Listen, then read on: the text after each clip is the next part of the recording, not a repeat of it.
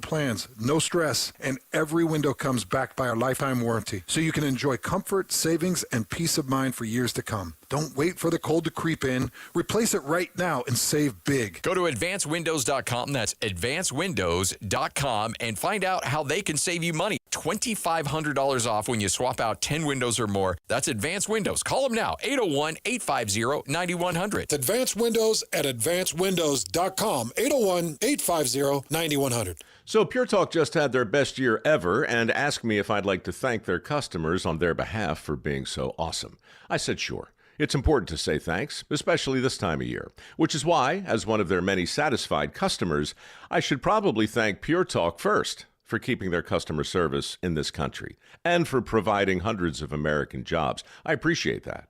I also appreciate their Roundup program, which makes it easy to support America's Warrior Partnership and join the fight against veteran suicide. And I love that Pure Talk donated 1,000 hand-sewn Made in America flags to veterans around Independence Day. And of course, I really appreciate their generous support of my own foundation, MicroWorks, and their commitment to help us train the next generation of skilled workers. Having said all that, it's now my pleasure, on behalf of everyone at Pure Talk, to thank you sincerely for choosing to do business with an American wireless company that actually stands for something. And one more thing.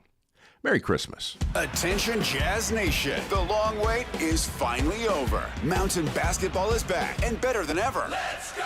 All tickets are on sale now, and you won't want to miss the action. Jump on the opportunity to watch your favorite players live and in person. Whether you're after season tickets, mini plans, or single game matchups, the Utah Jazz has got your back. There's a plan for every fan. Don't miss out. Secure your seats today and be part of the excitement all season long. Let's go! Visit UtahJazz.com today. Gear up for the holidays and conquer that to-do list in a new Chevy truck. Now is the time to get red tag savings on the 2026 Silverado. With 4 powerful engine choices, impressive towing capability, and legendary dependability. Or choose from other great offers on Colorado, giving you clever and convenient bed and tailgate functionality, plus outstanding torque for big adventures. This holiday season, it all comes together in a Chevrolet. See your Rocky Mountain Chevy dealers. Broadcasting from the Mountain Home Services Studio, this is 97.5 KZNS FM Colville, 1280 KZNS AM Salt Lake City, and 102.7 KSL FM HD2 Salt Lake City Midvale. This is 97.5, the KSL Sports Zone.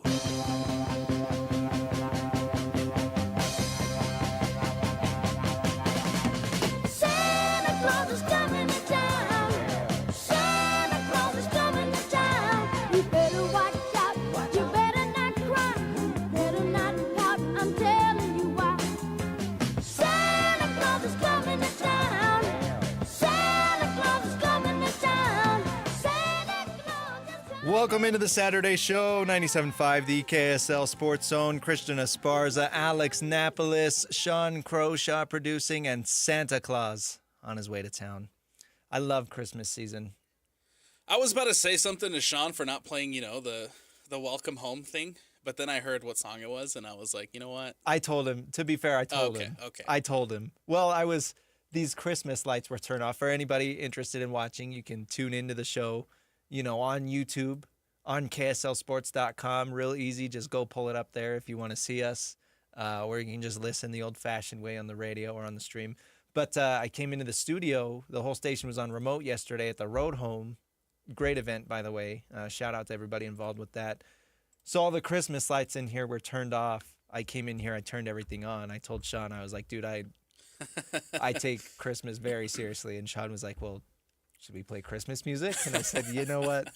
Great idea. I take Christmas very seriously too, but I was having this conversation last night with somebody I was hanging out with, and we were talking about how it doesn't feel like Christmas. Like Christmas is in a week. Yeah. It was a week from Thursday, and it doesn't feel like it's Christmas time. And it has to do, I think, with the fact that it is still 50 degrees outside. Mm-hmm. And it's raining. And it's raining. It's spring weather. I hope everybody out there driving is safe. It was pretty, I don't want to say scary coming in. It wasn't at the scary level, but it's just wet on the freeways, and it's not fun driving in the rain. No. But yeah, I'm totally with you, Alex. I need some snow. Where's the snow? the Christmas music kind of helps. I feel like gets me a little bit more into the Christmas spirit because it's needed. We need Christmas. I agree. Yeah. How's your week, man? It was good. Good week. I'm gonna be honest. I can't remember anything that I did this week. One of those. But it's a mess with the holidays around the corner. It is. It really is. I'm more focused on what I have to do this weekend, as in like hurry up and finish shopping for everybody because I've only gotten like 2 presents that I need to get this year, and so I'm more focused on getting caught up and getting ready because again, Christmas is next week. Yeah, it comes up on you quick, and if you're not ready, it'll bite you. My highlight of the week probably would be watching Jake Paul get knocked out last night. Oh. We'll probably touch more on that in technical fouls, but I feel like that's more of a low light. I wasn't watching to cheer for Jake Paul. I was watching because I wanted him to lose bad. Just hate watching. Yes. I'm serious. I told Lloyd yesterday, I was like, dude, I don't think there's anybody more universally disliked than Jake Paul. So it was I knew a lot of people were gonna have fun watching him get his teeth knocked in. Oh, quite literally. Yeah. Yeah, he was spitting teeth out. Yeah. In the post-match interview, I guess, and I loved it because this is the first time that he's fought. He's fought other legit boxers, right? But Anthony Joshua's still active. Is the difference. Right. This is not some washed 40-year-old guy. I did forget that Jake Paul fought Tommy Fury. But no, this was, and he got TKO'd. He didn't get like actually knocked out, but he got, yeah, it was beautiful. Beautiful shot. You know, everybody's waiting for it. Anyways, it was an embarrassment. So yeah, that was nice. And then of course, college football playoff starting. So obviously let's start there. We got Miami just about to kick off at Texas A&M, number 10 Miami, number 7 Texas A&M. This should be a really good game. Last night we got a pretty good game. Alabama beating Oklahoma 34-24. Alabama shut out in the first quarter, and then they started pouring it on. And they ended up taking that game. And I don't know, Oklahoma being the home team was funny because I guess assuming that's because of the way the SEC championship played out, right? Because Alabama did pick up that third loss, but I never felt like Oklahoma should have been there in the first place. I know that they were one of the teams that was kind of right there with BYU, and that's if BYU wanted to get in, they needed Oklahoma specifically to lose. If Alabama picks up a third loss, BYU is never going to get in. Yeah. If Oklahoma picked up a third loss, I do think BYU would have gotten in over Oklahoma, but regardless, it is Alabama moving on. And Alabama will be playing the Indiana because Indiana had that 1 seed, the first round bye. So I don't know. The big story today is obviously Miami, Texas A&M should be a good game, but then we've got the 2 G5 teams that are going to be playing later. And there's been a lot of talk about that this week because of, 2 G5 teams and what Nick Saban said. Right, you have Nick Saban coming out and comparing them to AAA baseball. Very disrespectful, and by the way. Saying that a AAA baseball team, that's the equivalent of a AAA baseball team playing for a World Series. And I think when it comes to these national guys and the big names, right, like Nick Saban, like a Joel Klatt, who was also very vocal this week about G5 and their participation in the college football playoff, I think it taints the narrative and it sets up, I think, everybody else disliking too that the G5 has a spot in this college football playoff. I think right now the way it's set up, they deserve the minimum 1 spot, but I will accept the argument that maybe 2 of them shouldn't have made it this year. Well, it's funny. It's almost like a statement. It's like, I think we needed this to happen to show how stupid that this system is set up. Right. And it's actually ridiculous. And I totally agree with you. 2 G5 teams instead of a BYU or another ACC team, right? A Notre Dame. I do agree that is pretty egregious, but that's what you get when you get a bunch of idiots setting this thing up. Like they know what they're doing. Yeah. All they care about is getting these SEC teams in, a few Big Ten teams in, and then whatever else happens, they don't care until somebody throws a fit. And now, obviously, you've got Notre Dame throwing a fit, so that's going to lead to changes, no doubt, with what happens. I mean, it's already led to changes, right? They signed a contract saying that if Notre Dame is ranked in the top 12 or 13, whatever it is, they automatically get in. Yeah.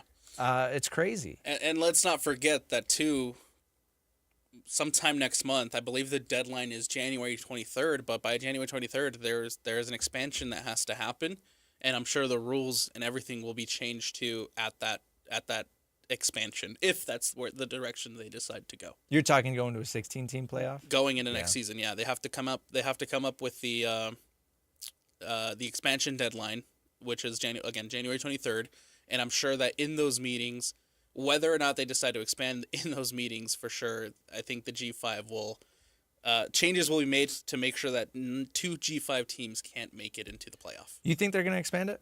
I think they will. I think they will. Whether it's 14, whether it's 16, that's I think still yet to be seen.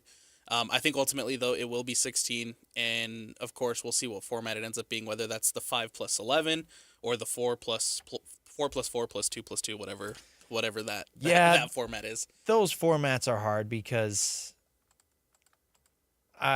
it's hard to know, I guess, what's going to be conceded is ultimately what the argument is. Yeah. It's what the SEC is going to concede as far as letting the little guys in, and what the little guys are going to concede as far as, okay, we'll let you push us around to a certain extent, but this is too far, Yeah. So we'll see. But I do think it's going to be expanded simply because it means more money. Yes. And I know a lot of people are like, oh, I don't care how many eyeballs it draws, but like that's what they care about. That's the whole reason that they do this. And I think, too, looking at it from a national perspective, there's a lot of people who love the home playoff games. Like the new wrinkle of having to play a playoff game at your home stadium. I think that adds a lot of interest, and I think a lot of people have really enjoyed seeing the first round being at home sites. And so I think expanding that and having more games at home, right, having more of those first round games where you get to host that playoff game, I think that draws a lot of attention, that draws a lot of viewers, that draws a lot of money. So why not expand it to 16 and have more games at home sites? It's cool. And, heaven forbid, if we ever got a home playoff game in Salt Lake City or Provo, that would quickly be one of the biggest games in the history of either of those two programs. Absolutely. So regardless how you feel about 16-team playoff, what's the point? Because the number 16 seed is never going to have a chance to win. Yeah. It's not what it's about. It's about, ESPN making money. And at the end of the day, I mean, it's more football to watch. Yes. What are you going to do, not watch it? No, we'll be there. Look, I'm one of those people, man. I was upset that a 3-loss Alabama made it into the college football playoff, but yet I was glued right there onto my phone watching the whole thing unfold and watching the whole, 17-point comeback. And watching that comeback. Yeah, absolutely. No matter how upset and no matter how angry we get at the system and no matter how much we shake our fists at the clouds and say, this is unfair for Utah and BYU specifically this season, we're still going to watch. We'll still be there. Would you rather watch some random meaningless bowl game or a college football playoff game? Oh, college football playoff. Who watched the Xbox Bowl? No offense. No, I didn't watch it. I did enjoy I did enjoy Master Chief. It's cool seeing Master Chief. It's cool seeing the MVP trophy being the achievement unlocked. Yeah. Very cool. How many people actually watched the game? No, nobody watched it. If that game has the tagline of college football playoff game, that's a different story. No matter if they have realistic odds to make the championship or not, people are going to watch. So that's just, I mean, it's a bigger draw, and that's the new world we're in with bowl games not mattering as much. They don't matter as much anymore. Yeah. So that's how ESPN can get more money from these bowl games is by, calling them playoff games, regardless if, Vanderbilt is going to lose in the second round. I am curious to see, too, you mentioned the bowl games, though, and I am curious to see what the future of the bowl games looks like after they figure out the expansion thing for the college football playoff. Because it's never... in my lifetime following the sport, the bowl games have never meant less, right? Mm-hmm. No one cares about the bowl games right now. And yesterday I had NC State and Memphis pulled up on the TV, and it was 31-7 to start the fourth quarter, and I was like, is anybody watching this? Does anybody care? And it's so I'm curious to see what the future holds for the future of the bowl games, man, because Right, it's tradition. It was the crown achievement in college football at one point, where it was to be bowl eligible, make it to a bowl, and win your bowl game. But now it's like the only thing that matters and the only thing people care about is that playoff game and making it to the college football playoff. Right, the playoff specifically, not the playoff games. And it is, I mean, we were talking a little bit off air, like for BYU, for example. Look at how excited they were last year to play in the Alamo Bowl, because you had not just BYU, but two teams in BYU and Colorado that both were disappointed in themselves for missing out in the Big 12 championship. And in BYU, I mean, of course, with the SMU thing, really felt like they got screwed over with the playoff spot. So they both used that bowl as an excuse to kind of prove the nation wrong, prove the country and the voters wrong. And they did. And they did, and they got out there, and it was such a fun and entertaining game, and it was so much fun leading up to it. There was a lot of hype, a lot of build-up, a lot of excitement. This year, no offense to Georgia Tech, but like, yay, Pop-Tart helmets. Like, that's the storyline. Yeah. What flavor are they going to lower into the toaster? Yeah. I will, give credit to the Pop-Tarts Bowl, because their spectacle that they put on and the marketing that they do for them, and the sacrificial toaster Pop-Tart that goes into the toaster, right? Like, that's all fun, and that's very creative, and things like that is what gets attention to bowl games that, quite frankly, no one cares about. Right, they need the gimmicks. They need those gimmicks to be somewhat interesting, right? No one knew about the Xbox Bowl. No one cared about the Xbox Bowl, and then all of a sudden, Master Chief shows up, and now everybody's like, oh, yeah, that's pretty cool. Yeah, and if you would have had Notre Dame instead of Georgia Tech, you would have got the same thing as last year, where you have two teams that feel like they got snubbed from a playoff spot. But because the playoff is all that matters now, when you get teams that don't make the playoff, and credit to BYU for not doing this, but you're going to get teams that are going to throw a fit and say, oh, we're not making a playoff? Okay, we're gonna opt out of the bowl game. Notre Dame. Like, how soft is that? Yeah. And that's what this has turned into, because the playoff is the only thing that matters to a lot of these teams. And again, credit to BYU, because they're going to show up to the Pop-Tarts Bowl the same way they showed up to the Alamo Bowl.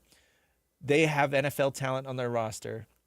That NFL talent is going to play, and they are going to show up, and they are going to put on a show, because they are attending Brigham Young University to play football, and they still have a game left. Absolutely. And you are hearing the same thing with the University of Utah in the Vegas Bowl, right? And I know that, Lomu, Fano, both of the Fanos opted out, right? Those are NFL guys, specifically first-round guys in Lomu and Spencer. And with Spencer, I mean, that's a top 10 pick, top 5 even. So I totally, totally respect their decision to not want to risk injury playing in the Las Vegas Bowl, and I get it. But other guys like Devin Dampier, for whatever reason, I mean, for example, he's been banged up all season. He could easily say, you know what? It's the Nebraska game in Las Vegas, like on New Year's Eve. I'd rather sit. Yeah. But he's not. He's going to play. So shout out to both schools, I think, for taking these bowls seriously, because my point is, it's a dying culture. Yes. It's a dying part of college football, and it feels like when you've got Utah and you've got BYU, that's their culture, is they take things seriously. You bring up the Notre Dame situation, and I think there would be so much more attention, so much more people caring about the Pop-Tarts Bowl a lot more if it was a BYU Notre Dame matchup, because that would be absolutely incredible. But I think, regardless, right, Kalani Sitake and that coaching staff, they're going to do their best to make sure that they're up for that game, right? I think Jay Hill was talking not too long ago and was saying that they anticipate just about everybody to play that game. Yep. Because there's that culture that Kalani Sitake has established there, and I'm sure the same thing can be said about what's happening up on the hill with Utah, is that the coaching staffs won't allow those guys to take a back seat. They won't allow those guys to not care about this game, right? Mm-hmm. It's a football game. It's the last opportunity for a lot of those seniors to dress up to put the pads on, right, for the last time probably in their lives. And so go out there and make the best of it. And I think that's the best thing you can do when unfortunately you fell short of the expectation, especially in BYU's case, of making a playoff. Texas A&M driving down the field, still scoreless in this game. We'll see who gets on the board first. Texas A&M hosting Miami in the first round of the college football playoff.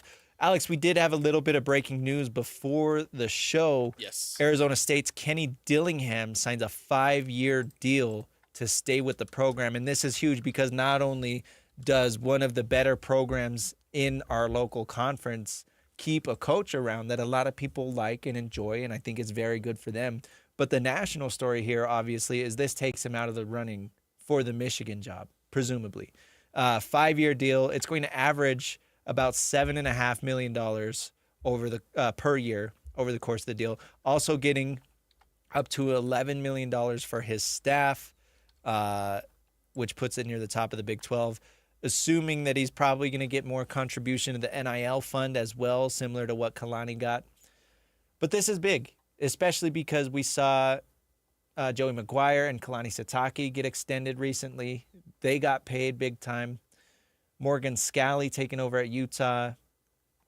And Kenny Dillingham now felt like he wanted to be rewarded on that same level, which he deserves. I mean, he won a conference championship, and he deserved to be paid on the same level as specifically, I mean, Sitake and McGuire. So yeah. This is a big contract.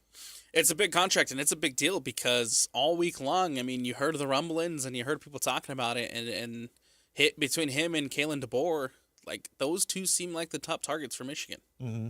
And now with him signing this new contract, you're going to average $7.5 million per year. Your staff salary pool has increased significantly, and so now you have the resources, if you're Kenny Dillingham, to continue to build the special thing that you're building at Arizona State. But it's a punch in the gut for Michigan a little bit, because now the question again turns to, where does Michigan go? There was a lot of people, and there was a lot of speculation, right, online saying that last night, if Alabama lost that game, Kalen DeBoer was going to be the next head coach. Mm-hmm. At Michigan, because he was going to get canned for losing to Oklahoma in Norman last night. But that didn't happen. Pete Thamel, right, one of the bigger names on ESPN, he alluded to it too when they were asking him updates on the Michigan job. He alluded to saying that a lot of it's gonna come down to what happens in this Alabama-Oklahoma game. Yeah.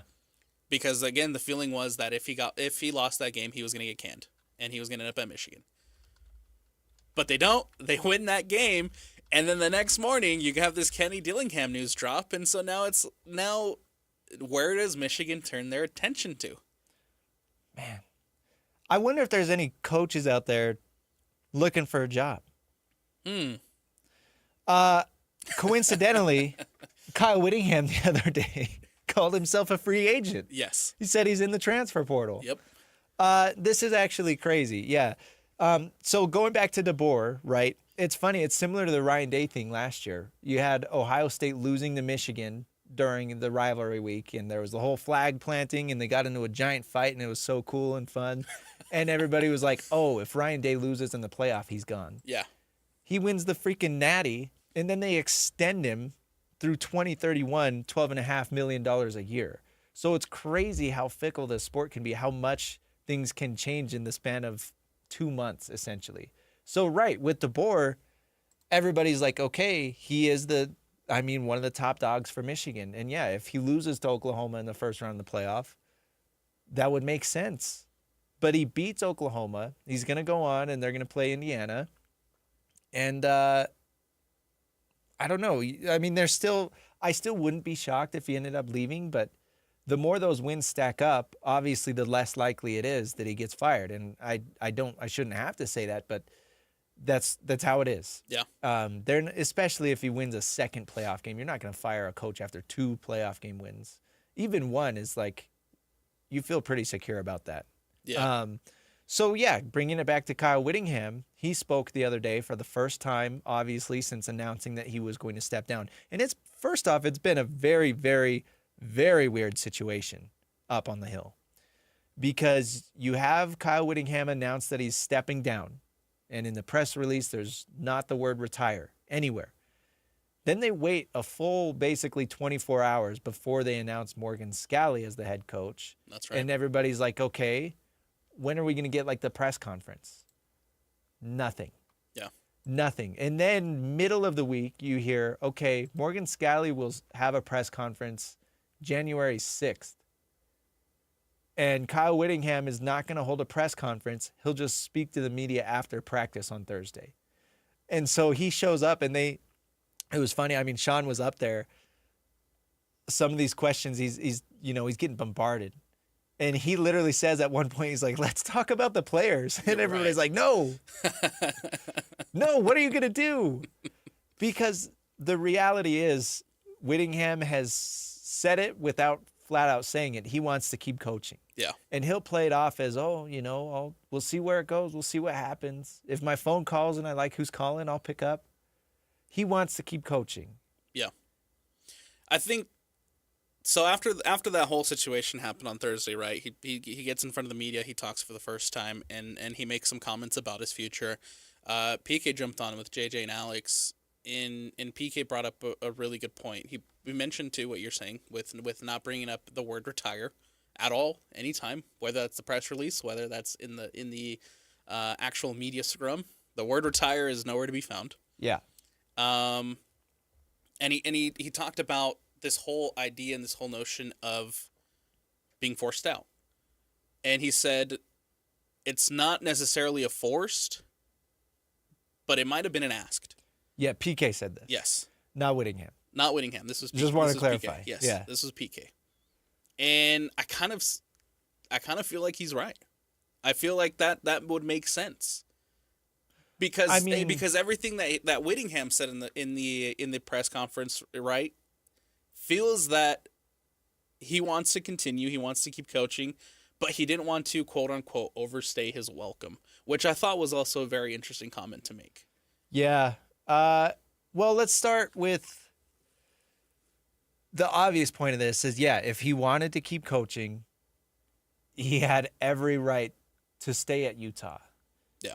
And continue to coach there because he's been there 21 years. He's done so many great things, continued to grow this program more and more, and frankly, turn them into a nationally respected program. And he's done that. And it's not like he's lost his touch. They just won 10 games with a brand new offense, a completely different style of quarterback than he traditionally has. I know that they had Huntley, right, a few years ago, but it's still different. It's a very different looking offense than you've ever expected from Kyle Whittingham. So there's that sense, like why just abruptly stop?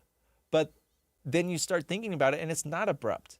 He's been teasing, he's been flirting with retiring or stepping down since, I want to say 3 or 4 years now. I mean, how long ago was it the first time that they announced Morgan Scally was the coach in waiting? Right. And then there was a whole controversy, right? And then that tag got removed, and then they gave it back to him a couple years ago.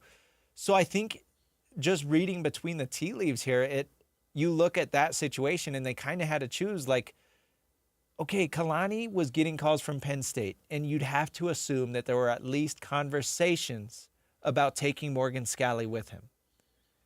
Utah had to know that they are picking between, okay, do we keep Whit here for another 2 or 3 years? And that would mean losing Morgan Scally, losing our coach of the future for a couple 2 or 3 years now, or do we make the transition now and just welcome the future now? Yeah. Because what's 2 or 3 more years of Whit going to bring you? And maybe it brings you a Big 12 title. We're never going to know. But that's tough. And I wonder how much, too, that plays a factor into the ultimate decision, right? Of maybe potentially behind the scenes, Utah saying, hey, it might be in the best interest of everybody for you to step down, because it feels like he's been a little wishy-washy about whether or not he's retiring, whether or not he's staying, whether or not he's going, etc. And I wonder how much that impacted Morgan Scally, and maybe potentially Morgan Scally getting some of those calls, and saying, is this going to happen? Right. Is it going to be my time? Because how long are you going to sit on your hands if you're Morgan? Right. And The crazy thing about this is we don't know if Morgan can coach. I mean, there's obviously a reason that he's been the coach in waiting for, I'm just going to round up to 10 years. Like, that's a long time. Yeah. That means they have a lot of confidence in you. So they like him, right? We've never seen him be the head coach of a football team. We don't know if he can coach. So this is a huge gamble. It's a huge risk. And if it pays off, that's awesome. Yeah. But I feel very confident in saying I don't think Whittingham is conflicted at all. I don't think that as far as retiring, I don't think he's ready to retire. If he wanted to retire, he would say so. Yeah. I want to get to a couple cuts. Sean was up there the other day in the media scrums, getting us some sound. Let's start with this one. Let's talk about Whittingham saying why he chose to step down. Well, the program's in a good place right now. As I've said many times, after last season, it just didn't sit right with anybody, particularly me. Came back and unfortunately we were able to get the ship righted and everything's on track. The program, like I said, is in a good spot. Got good coaches. Coach Scally will come in and do a great job. Got good players. So now is the time. And that makes sense in the sense that he's friends with Morgan, right? Yeah. Morgan played for him. He's been on his staff for a very, very long time. They are friends. If you have a 5-7 year and you have no idea what this team is going to look like, you wouldn't want to pass that off to your friend. So, of course, it makes sense that, like... Don't pass it off to him when it's 5-7. He's not going to hand his guy a crap sandwich and just be like, here, you fix it. Yeah, figure it out. And especially for a first-time head coach. Right, exactly. So that makes sense why he chose to step down after this season, why he chose to come back for a year and feel like he got the ship righted. Yeah. Well, and to go back a little bit to the point you just made, too, before we heard the clip, right, whether we don't know if we don't know how Morgan Scally will do as the head coach, but, I mean, he's inheriting something that's in a really great spot. Yeah. And I think without a doubt for the next year, maybe two, Morgan Scally will find some success if he continues to build on the pillars that Kyle Whittingham has laid down. There's no doubt that I think that he can find some success in 2 years. But the question is the longevity, the sustainability of the program, right? Can Morgan Scally continue to build off of that? Where does Utah land in 3 years? Where are they in 4 years, right? I think that's going to be the bigger test. Right now, you're inheriting something that's already great. Yeah. How can you keep it great is going to be the biggest challenge for Morgan Scally. Yeah, and speaking of going to, like, keeping great, right? Would you rather inherit a souped-up Lamborghini or a 2002 Honda Civic? Like, which one of those is going to be easier to keep great and keep looking nice and keep clean and all that stuff, right? Right. So it totally makes sense that Whittingham would feel like he needs a year to get this see if he, and that's the thing, Whittingham wasn't even sure. Yeah. I mean, he's confident in himself and his ability. He wasn't even sure what this program was. That's why he came back, because he'd rather take the blame than Morgan Scally looking bad in his first year. So Whittingham comes back, feels like, okay, this is in a good place. So now he's a free agent. Now Whittingham is a free agent.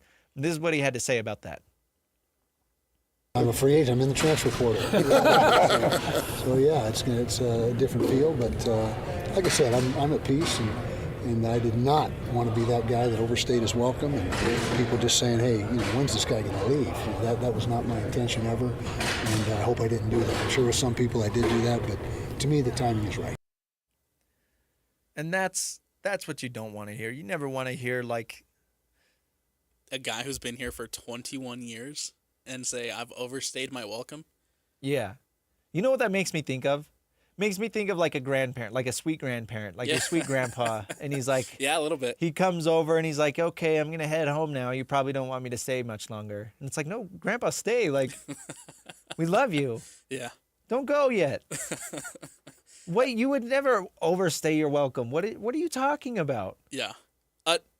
To wrap it back to what we were talking about and bring it back to the Michigan job, right, with again, Kenny Dillingham extending with ASU, the Alabama winning, and there's still the big floating question mark of what's going to happen with the Michigan head coaching job. Again, though, just hearing those comments, I don't know if Kyle Whittingham takes Michigan. Just doesn't seem like a mess that he wants to deal with at this point of his career. It's hard. And we talked a little bit about it last week. Yeah. So if you want to hear a lot of those thoughts, you can go back and find it wherever you get your podcasts. But the basis of it is For Michigan, it makes sense to want Kyle Whittingham. Absolutely. For Kyle Whittingham, it does not make sense at 66 years old to uproot your life after staying with one team for 21 years. 100%. And how long was he there before then, right? So Kyle Whittingham has been with the Utes longer than you or I have been alive. Since 94. So why would it make sense for him to go to Ann Arbor right now? Right. But for Michigan, it makes all the sense in the world. Absolutely. And we just saw Penn State go after Kalani Sitake. They settle for Matt Campbell. Michigan, we know the interest was there for Dillingham. Dillingham re-ups with Arizona State. We know the interest was there in Kalen DeBoer. Kalen DeBoer is winning playoff games. They're going to have to make a decision soon. Yeah. And maybe it's Whittingham because that's what makes the most sense right now. Maybe they make a Matt Campbell hire, meaning they hire somebody that nobody's expecting, right? You never know. But right now, to me, it seems like Whittingham makes the most sense for Michigan. You know what makes a little bit more sense to me more than Kyle Whittingham taking Michigan? What's that? Whoever, I guess in the sense that, right, when I thought about this earlier this week, and if Kenny Dillingham took that job, wouldn't it make sense for Kyle Whittingham to stay in the conference and go down to ASU and be a stopgap right. And for a couple seasons? Yeah, that was a big theory. Jed Fish is on the table still for Michigan.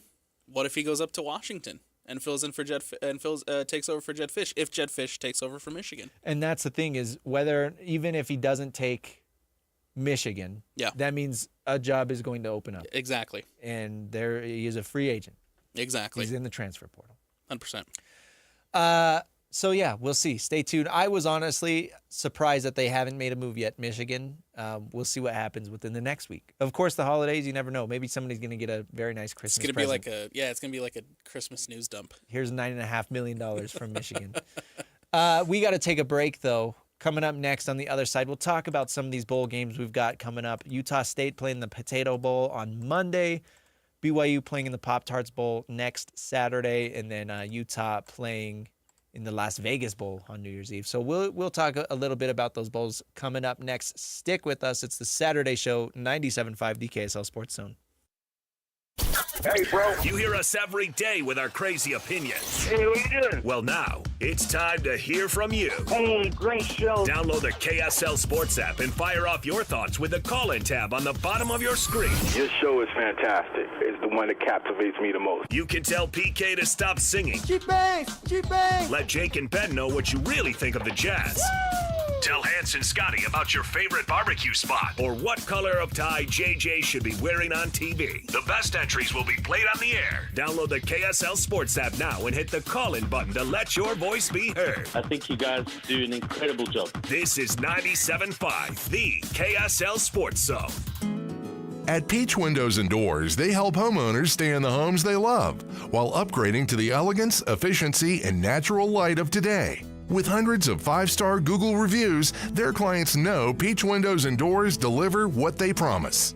I wanted to replace standard-sized French doors with a large custom sliding door. The update required checking a weight-bearing wall. Plus, I wanted a couple of different styles of windows. The new sliding door created a much brighter and open look. Peach was so helpful along the way with recommendations and ideas, and the installers were efficient and respectful of my space. I was thrilled with Peach Windows and Doors. Give your $1 million home the $1 million feel it deserves. Don't wait on that someday project. Visit Peach Windows and Doors Salt Lake Showroom. Schedule a free in-home visit. You can also explore at peachwindowsanddoors.com or just call them at 801-566-1255. Peach Windows and Doors, where amazing home transformations begin. Utah Mammoth Hockey is back at Delta Center. Don't miss your chance to be part of the excitement as the Mammoth hit the ice all season long. Grab your friends, rally the family, and lock in your seats for the fast-paced, hard-hitting action. Great seats are available for most games, but they're selling fast. Head to UtahMammoth.com to get your tickets today. That's UtahMammoth.com. Your home for all things Mammoth hockey.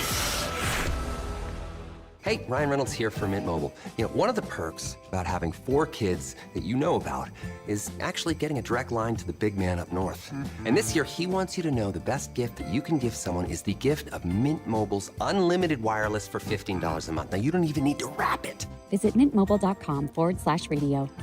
Upfront payment of $45 for 3-month plan equivalent to $15 per month required. New customer offer for first 3 months only. Speed slow after 35 gigabytes if network's busy. Taxes and fees extra. See mintmobile.com. With Steel, batteries are included.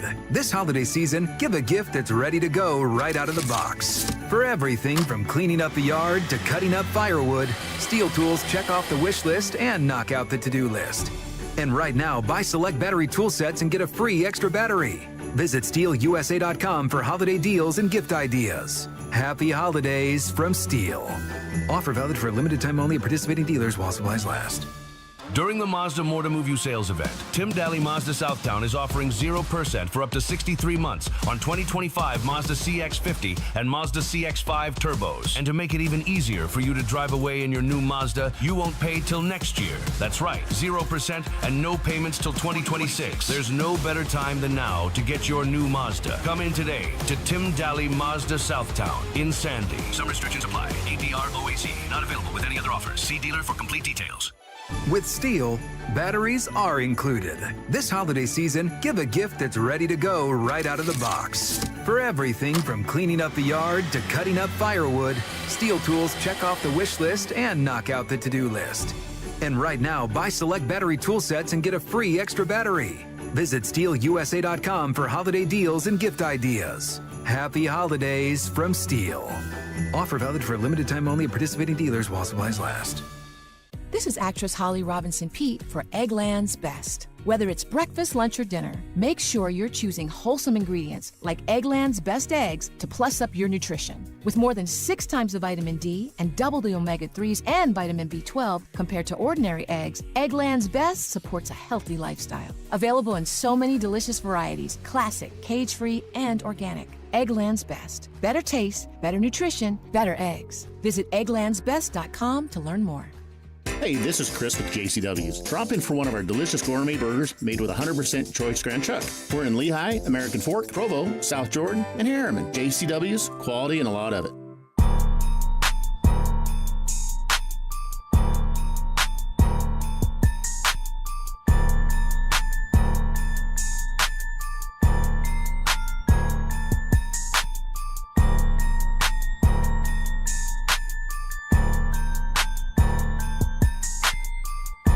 Welcome back to the Saturday Show, 97.5, the KSL Sports Zone. Christian Esparza, Alex Napolis.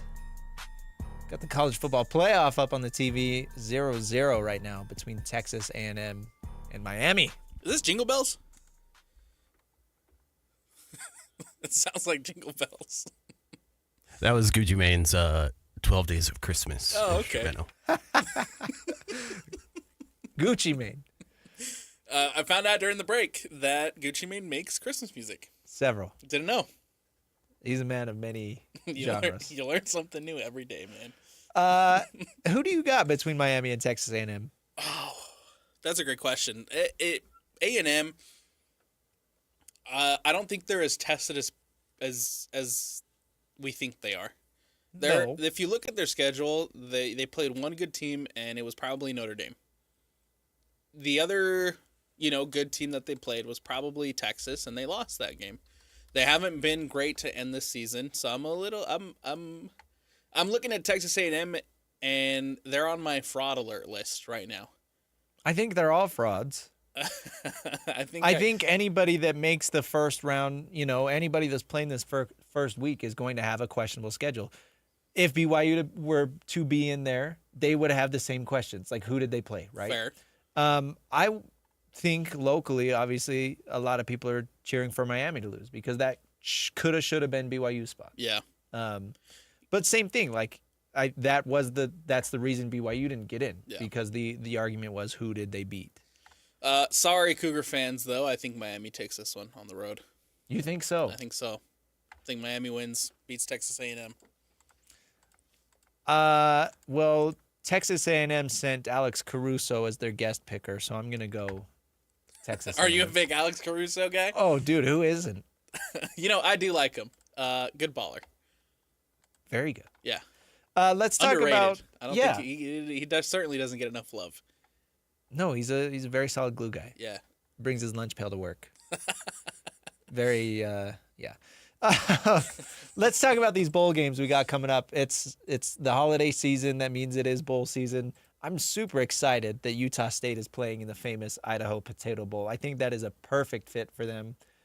It's up in Boise, so it's not that far of a trip. Yeah. And it's also, Boise's not that far from Pullman, right? They're going to be getting a lot of Washington State fans and Utah State fans at that game. I think it's going to be a very exciting game, not to mention that they are going to be in the same conference next season. So that's fun. Yeah.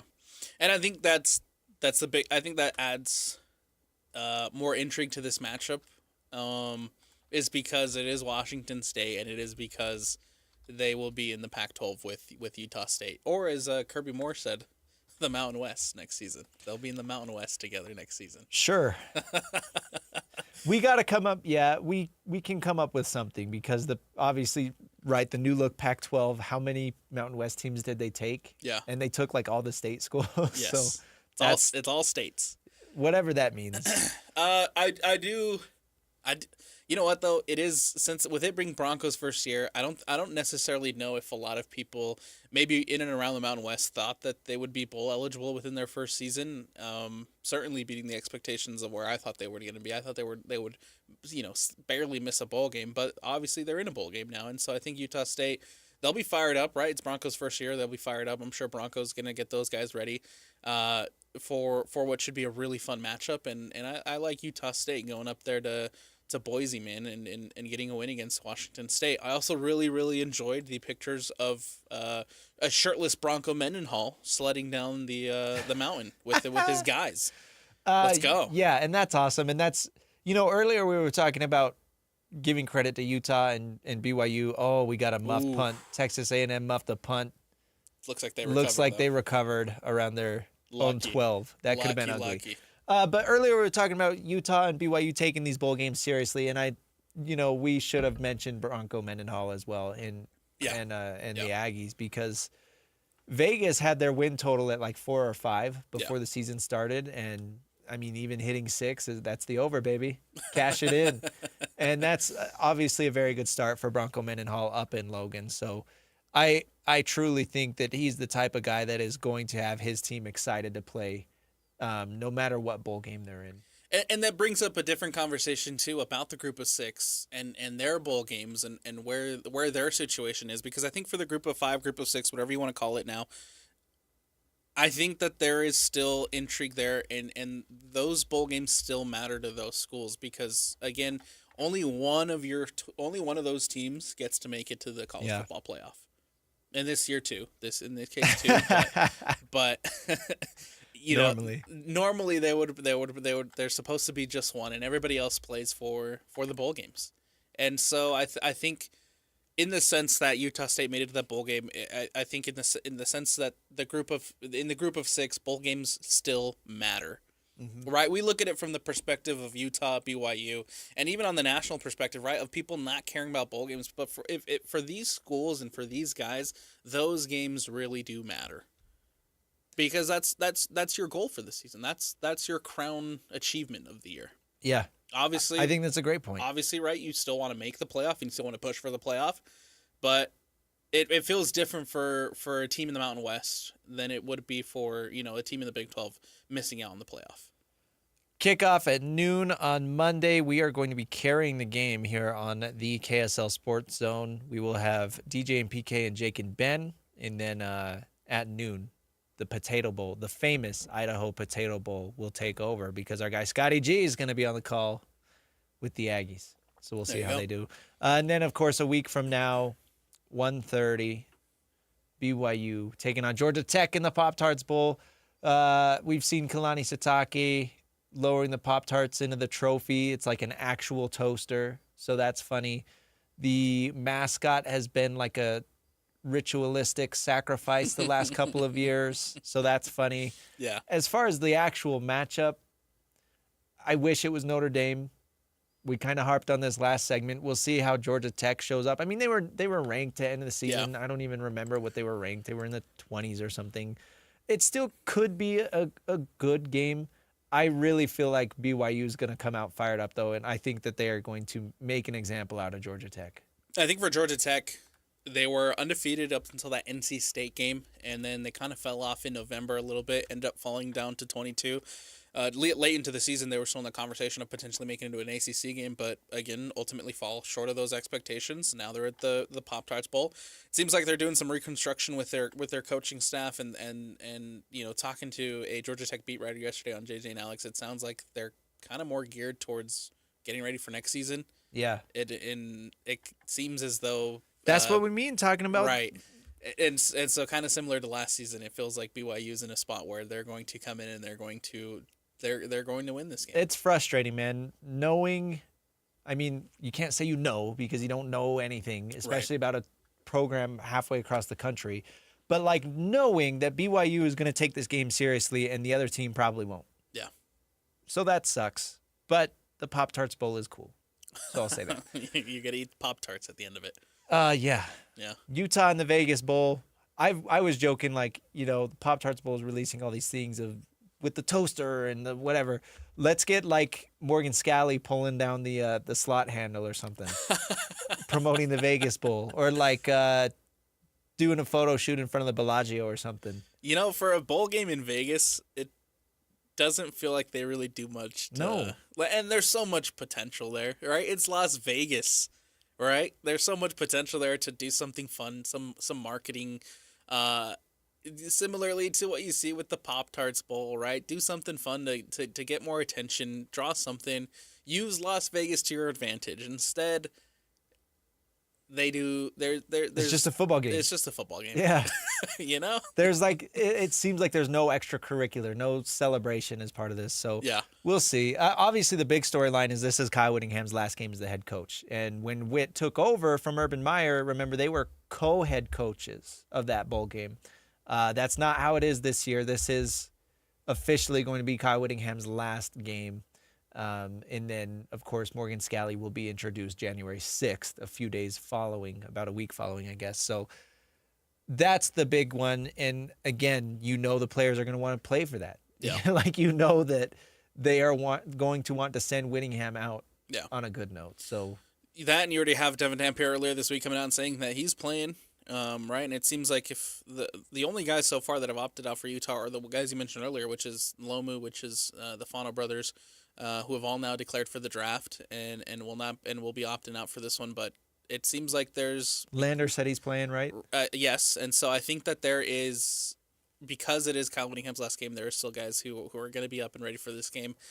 Looking at it from the Nebraska perspective, man, you don't have a quarterback, right? Raiola broke his tibia, I think it was, and he's been out for a couple months, and so they have to turn to a true freshman quarterback who necessarily didn't end the season that great for Nebraska. Yeah, 7-win team. I mean, come on. And so I feel like this Nebraska team under Matt Rule, I feel like eventually they can turn a corner and be good. They're just not there yet. I will say this, man. If you're wanting to watch the Cougars and the Utes really dominate some bowl games, I think you're going to be in for a treat. Absolutely. I truly think that both of these games are going to be blowouts. It certainly feels that way, and I think the lines in Las Vegas agrees that these are out two matchups. Well, I think the BYU game is actually a lot closer. I think it was -3.5 last time I checked. No, but Utah. The Utah one, Utah's favored big, and so I don't. For the Nebraska one, I feel like Nebraska also really doesn't care, and they're kind of geared up and getting ready for next season as well. BYU opened as 2.5-point favorites. They have since moved to 4.5-point favorites. There you go. And give it another week, I wouldn't be surprised if that moves a little more, another point or two. So we'll see. I think BYU is going to win by 2 scores at least. So yeah, bowl games, man. That's still no playoffs this time of year for any local schools. We'll see if that changes next season. That would be so much fun. So much fun. So we'll see. We got to take another break, and then coming up next, we will hit technical fouls. Puka Nacua in the news for all the wrong reasons the other day. We'll hit that, as well as maybe making fun of Jake Paul for getting knocked out. That was so cool. Stick with us. It's the Saturday Show, 97.5, the KSL Sports Zone. This is JJ and Alex. I got this. Joining us on the program right now, Andy Phillips, former kicker for the University of Utah. Coach Scally wears a little bit more emotion on his sleeve and is not afraid to joke around with you. And I go to our blackout game, and there he is in a white shirt, and I can give him a bunch of crap for being in a white shirt at a blackout game, and he can turn around and give me all kinds of crap as well. And he brings totally different perspective than Coach Witt, and so a lot of people are like, you're going to get a lot of the same with Scally, and I don't necessarily think that's true. And I think it's going to be just a great change at Utah in leadership, in the sense that there's new blood and new energy. And I know that Coach Scally's been preparing for this for decades, and we'll take all of the good that he's learned from Coach Witt and the coaches that he's worked with, and then we'll put his own flavor on the program. And so I'm really excited to see what that's going to turn into. Catch JJ and Alex afternoons from 3 to 7 on 97.5, the KSL Sports Zone. The KSL Sports Zone is your home for live local sports. Tonight, the Utah Jazz are back in action at home against the Orlando Magic at 7:30. The game tips off on 97.5 FM. Football tomorrow, the Raiders in Houston to play the Texans. You can listen to 225 on 1280 AM. And the Winnipeg Jets at the Utah Mammoth at 5 o'clock on 97.5 The Zone. If you want to hear your company's name right here, email Stephanie Palmer at spalmer@ksl.com and join the winning team at the KSL Sports Zone. Hey, Doug. I was wondering if I could test drive a sweet new Kia Telluride. Weren't you here yesterday? Was I? And the day before? People tell me I have one of those faces. All right, but this is the last one. Get up to $5,000 off MSRP on all new 2025 Kia Tellurides. Discounted price includes $2,000 customer cash through KFA. Additional discounts applied from Doug Smith Kia. No one knows Kia like Doug. Attention Jazz Nation. We know you've been waiting on the edge of your seat, and the time has finally arrived. All tickets are available now. Let's go! Your favorite players will be back on the court, bringing the energy all season long. Whether you're looking for season tickets, mini plans, or single game matchups, there's a perfect option for every kind of fan. Show up loud and proud at Delta Center this season. Don't miss your chance to be part of the action. Buy your tickets today at utahjazz.com. Salt Lake City Fat Loss is having a huge holiday sale, over 20% off, making it our lowest prices of the year. You can start the program before, during, or after the holidays. We know the secret to losing up to 1 pound of fat every day with no prepackaged meals, no injections or surgery. The secret is our program helps reset your metabolism so you can keep the weight off for good. To learn how our clients on average lowered their metabolic age by 17 years, go to slcfatloss.com now to schedule your free consultation and learn why your metabolism may be sabotaging your weight loss goals. Go to slcfatloss.com and save now only through December 31st. JJ here. I lost 40 pounds in 60 days thanks to this program. Alex here. Take advantage of this huge holiday sale with the lowest prices of the year now through December 31st. You can start the program now or after the holidays, but you need to call now to lock in the huge discount. Go to saltlakeCityFatLoss.com now to schedule your free consultation. That's saltlakeCityFatLoss.com. Results may vary. You know a thing or two about the moments in life that matter. You've seized those moments to embrace joy, accomplish great things, and build meaningful relationships. Is it time now to sit back and reflect on a life well lived? Maybe. Or maybe there's more to be done. Maybe this is the most important moment you've encountered yet.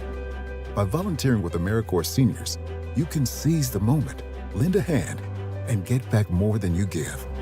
We connect you to local volunteer organizations with opportunities that fit your schedule and match your interests. Through AmeriCorps Seniors, you can support people in times of need and make your community stronger. You can become a companion to your older neighbors, brightening their days with friendship. You can even become a mentor for young people, serving as a role model and enriching their lives.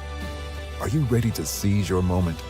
Visit AmeriCorps.gov/yourmoment and get started today. Get the latest Utah sports headlines delivered to your inbox with the KSL Sports Newsletter. From the Jazz, Utah Hockey Club, BYU, Utah, Real Salt Lake, and more. Be in the know of all things sports in the state of Utah. Visit KSLSports.com to sign up for the KSL Sports Newsletter. The KSL Sports Zone and Hercules Credit Union are highlighting people that impact youth sports. Nominate the youth sports volunteer you know for the Hercules Hero of the Week at KSLSports.com. If you're coming from the street with dirty shoes on your feet, that's a tactical foul. If you switch the radio to some modern music show, that's a tactical foul. If you touch the thermostat, you'll get hit with a bat. 'cause that's a technical foul. You will feel my wrath. That's a technical foul.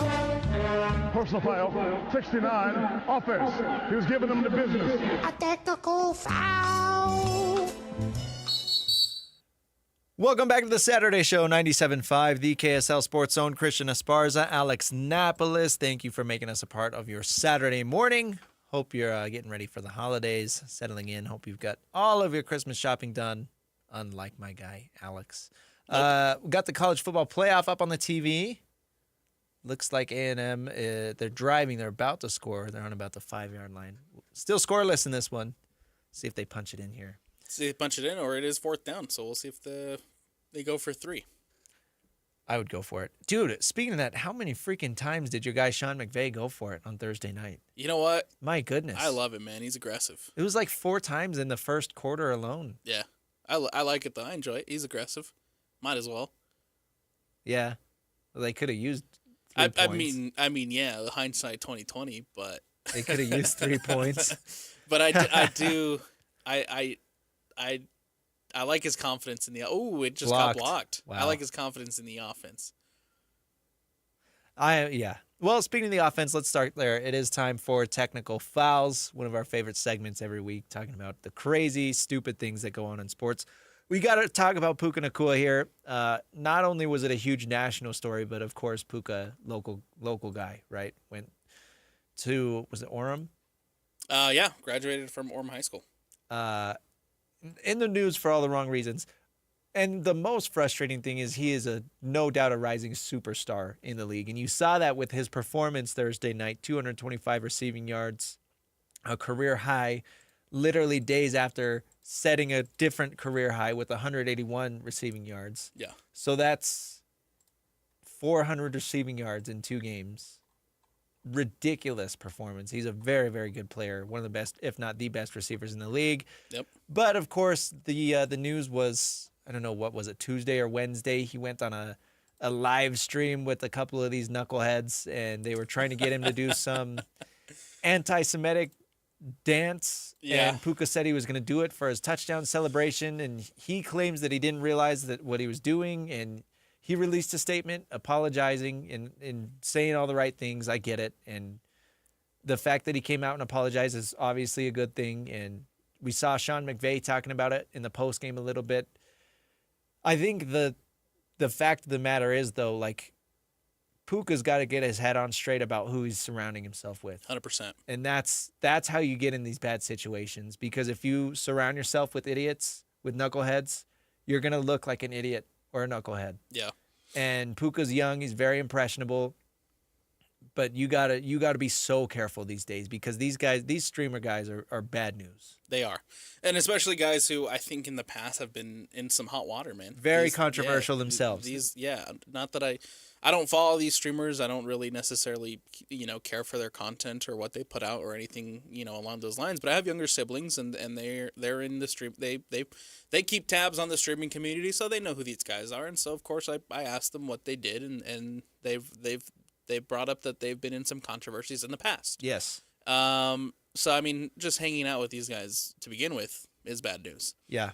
Not to mention too, that Puka Nacua on the stream, and then immediately after losing to the Seattle Seahawks, goes after the referees. Not once this week, but twice this week. I honestly don't know if I have a problem with that.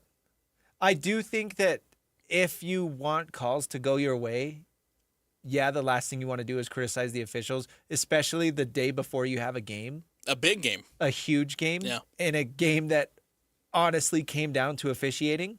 Yeah. So there's that. And honestly, if Puka wants to say that the Rams lost the game because they didn't get enough calls from the Rams, well, look, that's probably your fault because of what you said. But I really don't have a problem with what he's saying because I think that is a very true.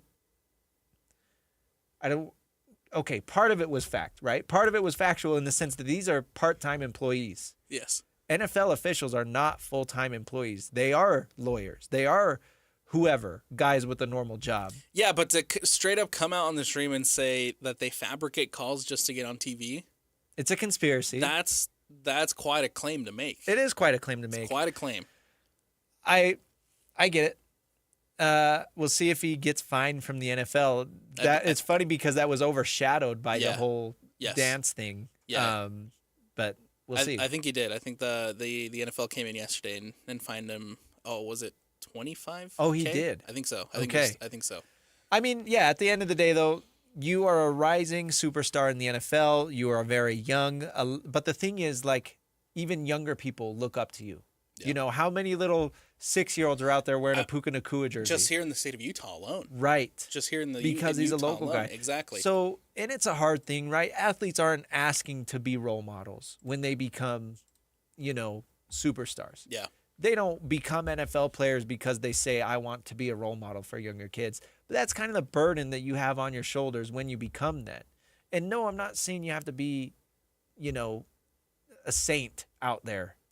But you just got to be smart about the people that you surround yourself in, because that's how you find yourself in trouble, whether it's financially or, even just with things that people talk about, and it's just a bad look. You don't want that. You don't want the story of your NFL career to be things that happen off of the field. So I would just caution Puka, like, really think twice, or maybe even think once, right? I don't even think he thought once about hanging out with these guys. But like you said, they have a controversial past. They've done stupid things in the past, these streamers, because I think I was watching Gronk and Julian Edelman talk about this. They made a great point. You or I recognize we have a brand that we represent. Yes. When we're out in public, when we're on the radio, if we're doing a live stream, we got to be aware of how we make KSL look. 100%. These live streamers don't have anybody to report to. No. It's their own personal brand. They are their brand. They don't have any repercussion as far as losing their job for saying something. In fact, by going viral, that's how they make money. Yeah. And they do stupid things to go viral because that's what gets clicks, unfortunately. And so you got to be smart about surrounding yourself with that. Anyways, I've already spent too much time. Technical foul on Puka. Who do you got? Not a great week for the Nacuas, man. What? Do you see? What else happened? Do you see this is a headline that I never thought I would see, but here we are. It happened this week too. Amidst all the controversy with Puka, brother Samson Nacua also steals some headlines this week for the alleged theft of Lakers rookie, for stealing the SUV of a Lakers rookie. Arrested and released. I heard a lot of jokes like Kai Nacua, infamous groin puncher. Yeah. Is sitting in the corner like, guys, let's get our heads on straight. What are you doing over there? Oh man. According to reports, he took the car without consent, and so obviously the LA Lakers player reported it, and then Samson Nacua ended up getting arrested for the whole situation. But, you know the dumb part about this? What's that? They took it back to a hotel. It's Samson Nacua and there was another guy. I'm forgetting his name. They took it back to a hotel and valeted the car. Yes. They valeted a stolen car. Yep. How dumb can you be? But again, we don't know the whole story. My theory is that he has some sort of relationship with this Lakers player, right? I don't think he was just like, oh, I'm going to break in and steal your car. I don't think it's that sort of theft. I think he has some sort of relationship and maybe something just went too far. Yeah. No, I think eventually too, once we get a little bit more of the story, that we'll probably get something along those lines, hopefully for Samson Nacua's sake. But don't get into the headlines about stealing vehicles, especially from other athletes. No. It's a terrible, terrible look. And especially after, earlier in this season, you were in the headlines for slapping a fan. I don't know if you remember that. Yep. But in the UFL? In the UFL, yeah. Samson reached out into the crowd and smacked a fan and ended up getting in a lot of heat and a lot of trouble for that. And now here we are a couple months later, and Samson Nacua back in the headlines because of a charge for taking a vehicle without the consent of, I want to say his name is Adu Thiro. I hope I'm pronouncing that right. If not, I'm sorry. Yeah. Yeah. Well, rough Wednesday for the Nacuas. Not a good week for the Nacuas, man. anyway, be smarter, guys. Come on. Yeah, local kids went to BYU. Samson also played for Utah, so you want to see better, and it sucks when it's local guys that we're talking about that are getting national pub like this. For the wrong reasons. For the wrong reasons, yeah. So we'll see what happens with both of these situations. But yeah, that's it. That's technical fouls. Next segment, let's talk some NFL football. We got a couple of games today, a couple of big ones. I think your Rams played really good on Thursday night. That was the best game of the season. That was such a fun game. And then we got a couple other big games coming up tomorrow. So we'll talk NFL next as the season begins to wind down. Stick with us. It's the Saturday Show, 97.5, the KSL Sports Zone. Broadcasting from the Mountain Home Services Studio, this is 97.5 KZNS FM Colville, 1280 KZNS AM Salt Lake City, and 102.7 KSL FM HD2 Salt Lake City Midvale. This is 97.5, the KSL Sports Zone. Whether you're stuck in the office, I believe you have my stapler, in your car, or at your in-laws. You want a piece of me? You bet I do. The Zone is with you every step of the way. Download the KSL Sports app to get live streaming of your favorite shows and access to all the latest updates on your favorite teams. Your home for the best coverage of the Utes, Cougars, Jazz, and Mammoth is on air, online, and on the KSL Sports app. This is 97.5, the KSL Sports Zone. Hey, Utah! Are you ready for the Utah Mammoth to hit the ice? From game-winning goals to behind-the-scenes moments, Mammoth Plus brings the action to you all season long. Whether you're at home, on the go, or in the stands, don't miss a single shift. Visit UtahMammothPlus.com and start streaming today. That's UtahMammothPlus.com. Every game, every goal, live on Mammoth Plus. The older I get, the more I come to fear holiday gifts. I don't need any more socks, coffee mugs, body wash that smells like who knows what. But last year, my kids got me the perfect gift, Omaha Steaks. The bacon-wrapped filet mignons were juicy and it paired perfectly with the split lobster tail skewers. I topped the Omaha Steaks burgers with their apple-smoked bacon.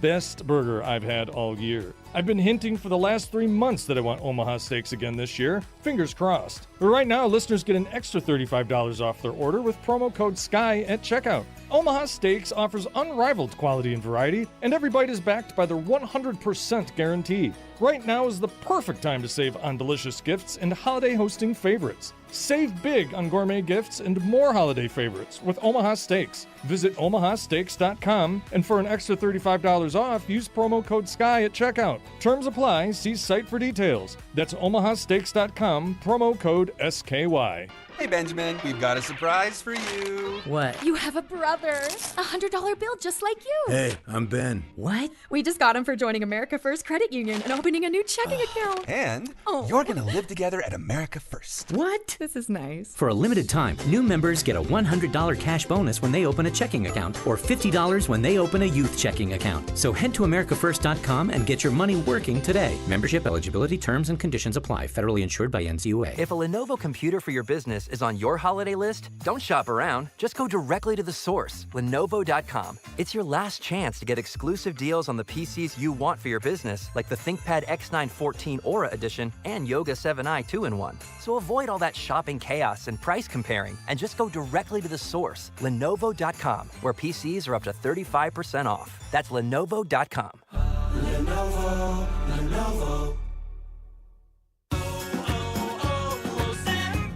Hi, I'm Michael from the Warren Treaty. You know the jingle. Now discover the facts about Ozempic, a GLP-1. Only Novo Nordisk makes FDA-approved Ozempic. Learn about the real thing. Talk to your healthcare professional today. Call 1-833-OZEMPIC or visit Ozempic.com to view the medication guide and to learn more about Ozempic. Semaglutide injection 0.5 milligram, 1 milligram, and 2 milligrams.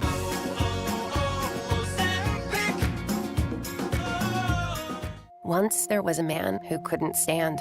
A mom who couldn't wait. A scientific community that said it couldn't be done. And then you. And then I. And then we. Brought neuromuscular disease into screaming color with the Muscular Dystrophy Association.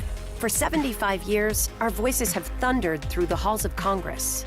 We've willed the impossible into existence. We've pushed the science, Raised the funds. shifted the narrative, and transformed the reality of life with neuromuscular diseases. For 75 years, we've built communities together. established the field of neuromuscular medicine, and made it thrive.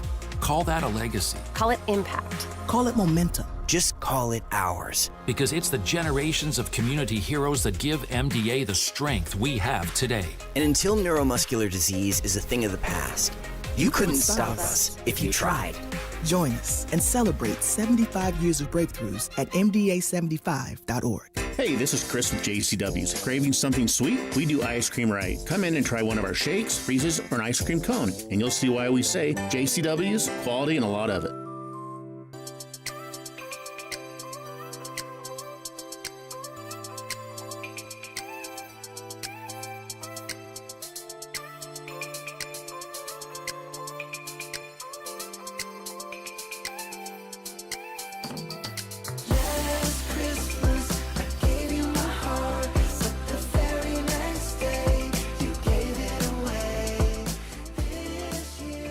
It's the Saturday Show, 97.5, the KSL Sports Zone. Christian Esparza, Alex Napolis, getting you ready for Christmas with the Backstreet Boys. Oh, yeah.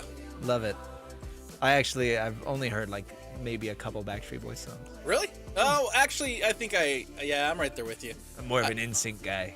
Oh, come on. I think I've only heard like the most popular tracks from the Backstreet Boys and from NSYNC too, in that at that matter. Yeah. Yeah. Miami just had a big punt return.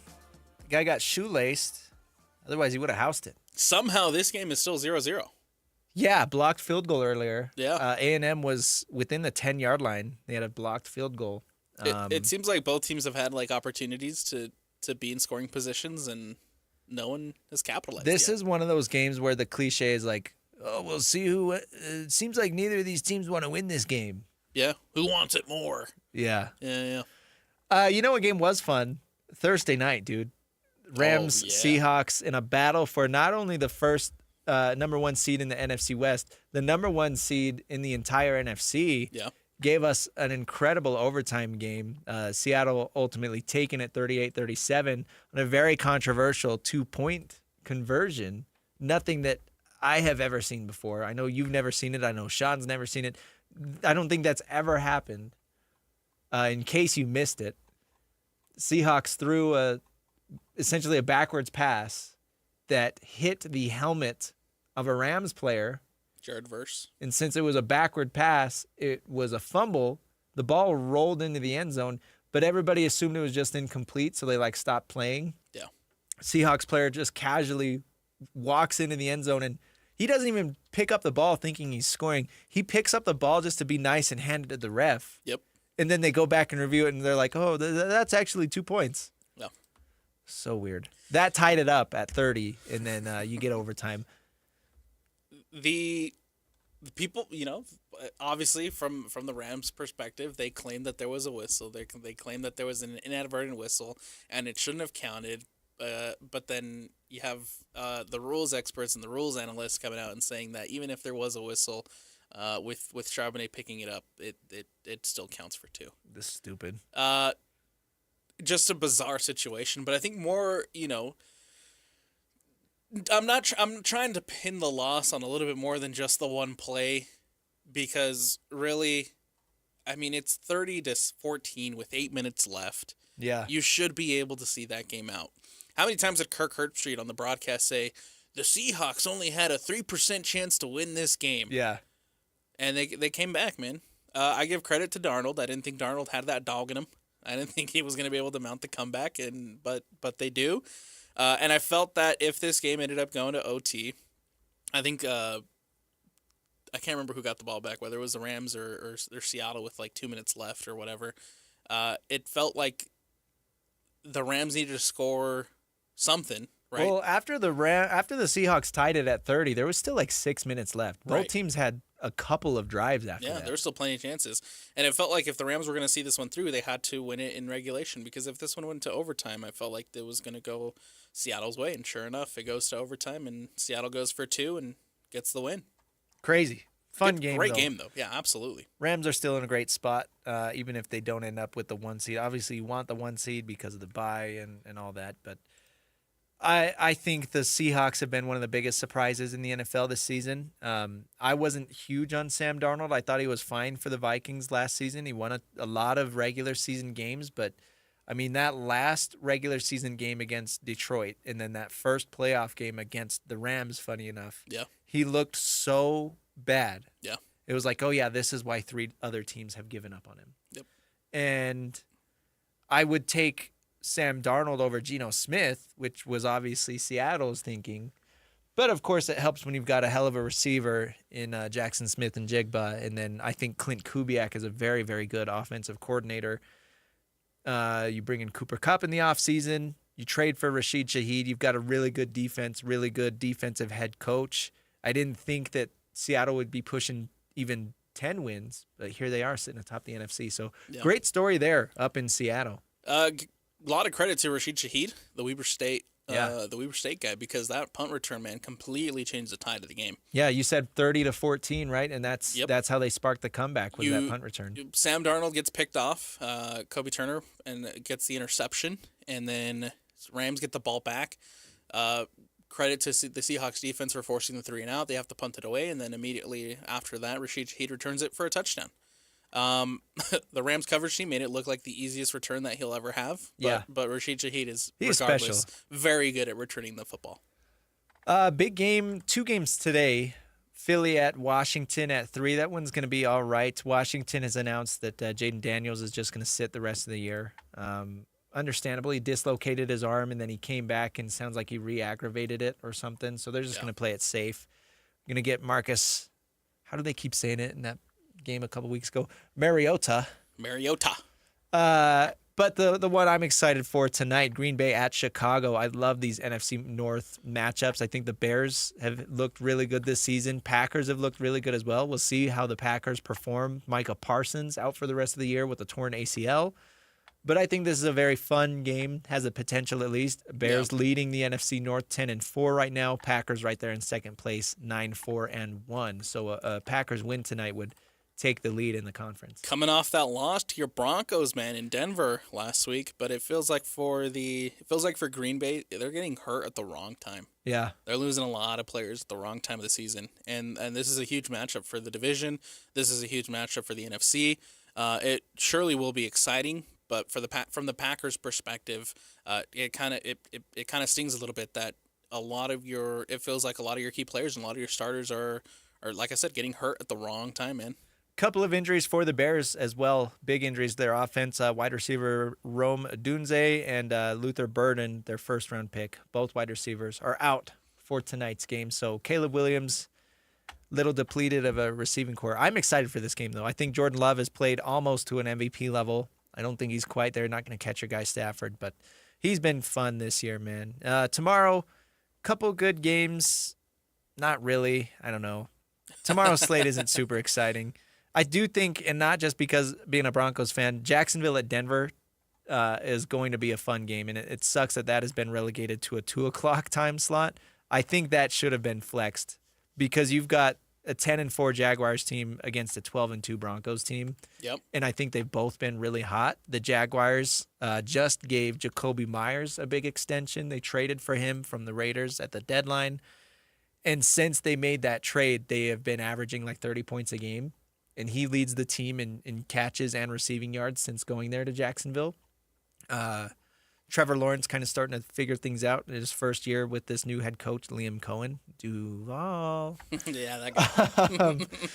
No, I like the Jags. I've been rooting for Trevor Lawrence, and I think that obviously he's been in a tumultuous situation with all of his different head coaches, and the Urban Meyer experience was crazy, and that just never worked out. So I think Cohen's done a good job of getting these guys back on track. Yeah. We'll see how they look in Denver. I like the AFC this year because every team that we thought was going to be at the top and was going to dominate the AFC, it hasn't really happened. Yeah. Right? No one saw the Jaguars coming. I think the Broncos probably maybe a little bit more so, but still to be the number one, that's impressive. And then, of course, no one saw the Patriots coming. Yeah. And especially under Mike Vrabel's first season, right? Dude, I love Vrabel. I love him too. I think he's a phenomenal coach, and I thought he did some great things with the Titans when he was there, and so there wasn't any doubt in my mind that he was going to be successful at the Patriots. But I thought it was going to take a little bit more time. But for them to do it right year one, to be sitting at 11-3, they got a game against Baltimore on Sunday Night Football, and it's a great story. And I don't think anybody saw the Patriots coming. I just said that I wish Jacksonville-Denver was flexed to Sunday night, but honestly, I'm fine with. I do think New England and Baltimore is going to be a good game. Baltimore not quite as good as we thought they would be coming into the year, but they're still 7-7. They're still alive. Not out of the race. They're not out of the race. They need this win tomorrow. That would definitely go a long way. Yeah. I like Lamar Jackson. He's fun. I do think that their window is closing. Same with the Bills, man. Yeah, I don't know what's going on there. But it's all setting up for, like, you look at the AFC, obviously, like you're mentioning in the playoff picture. Patrick Mahomes, torn ACL. Chiefs are eliminated from the playoffs. Joe Burrow's not going to be in the playoffs. We just said Baltimore and Lamar Jackson might not be in the playoffs.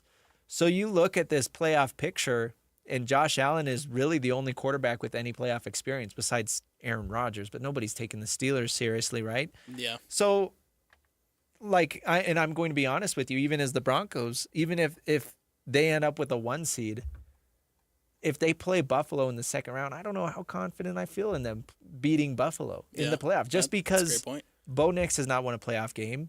I don't think Justin Herbert has won a playoff game yet, right? They had that infamous comeback against Jacksonville a couple years ago. CJ Stroud, I think, has won maybe a playoff game. Trevor Lawrence has won a playoff game. Yes. Drake May's never won a playoff game. So literally, you've got that's your playoff picture right there, and you're talking about 2 playoff wins outside of Aaron Rodgers and Josh Allen. So, yeah, the Bills are the most experienced team as far as the AFC playoff picture right now. But would you trust them? I don't know. Their defense has been really bad lately. Great comeback last week against the Patriots, though. Great comeback and a great win for Josh Allen and the Bills. It seems like this is the perfect opportunity for them. If it's going to happen for the Bills, it's this season. It needs to happen this season, right? You don't have to deal with Joe Burrow. You don't have to deal with Patrick Mahomes, right? The Chiefs are eliminated. They're out. And so if it's going to happen for the Bills, it has to happen now when you're playing against these quarterbacks who, for the most part, are looking to win their first playoff games. Yeah. So if it's going to happen for Buffalo, it needs to be this season. It is setting up for that. Before the Chiefs can retool, before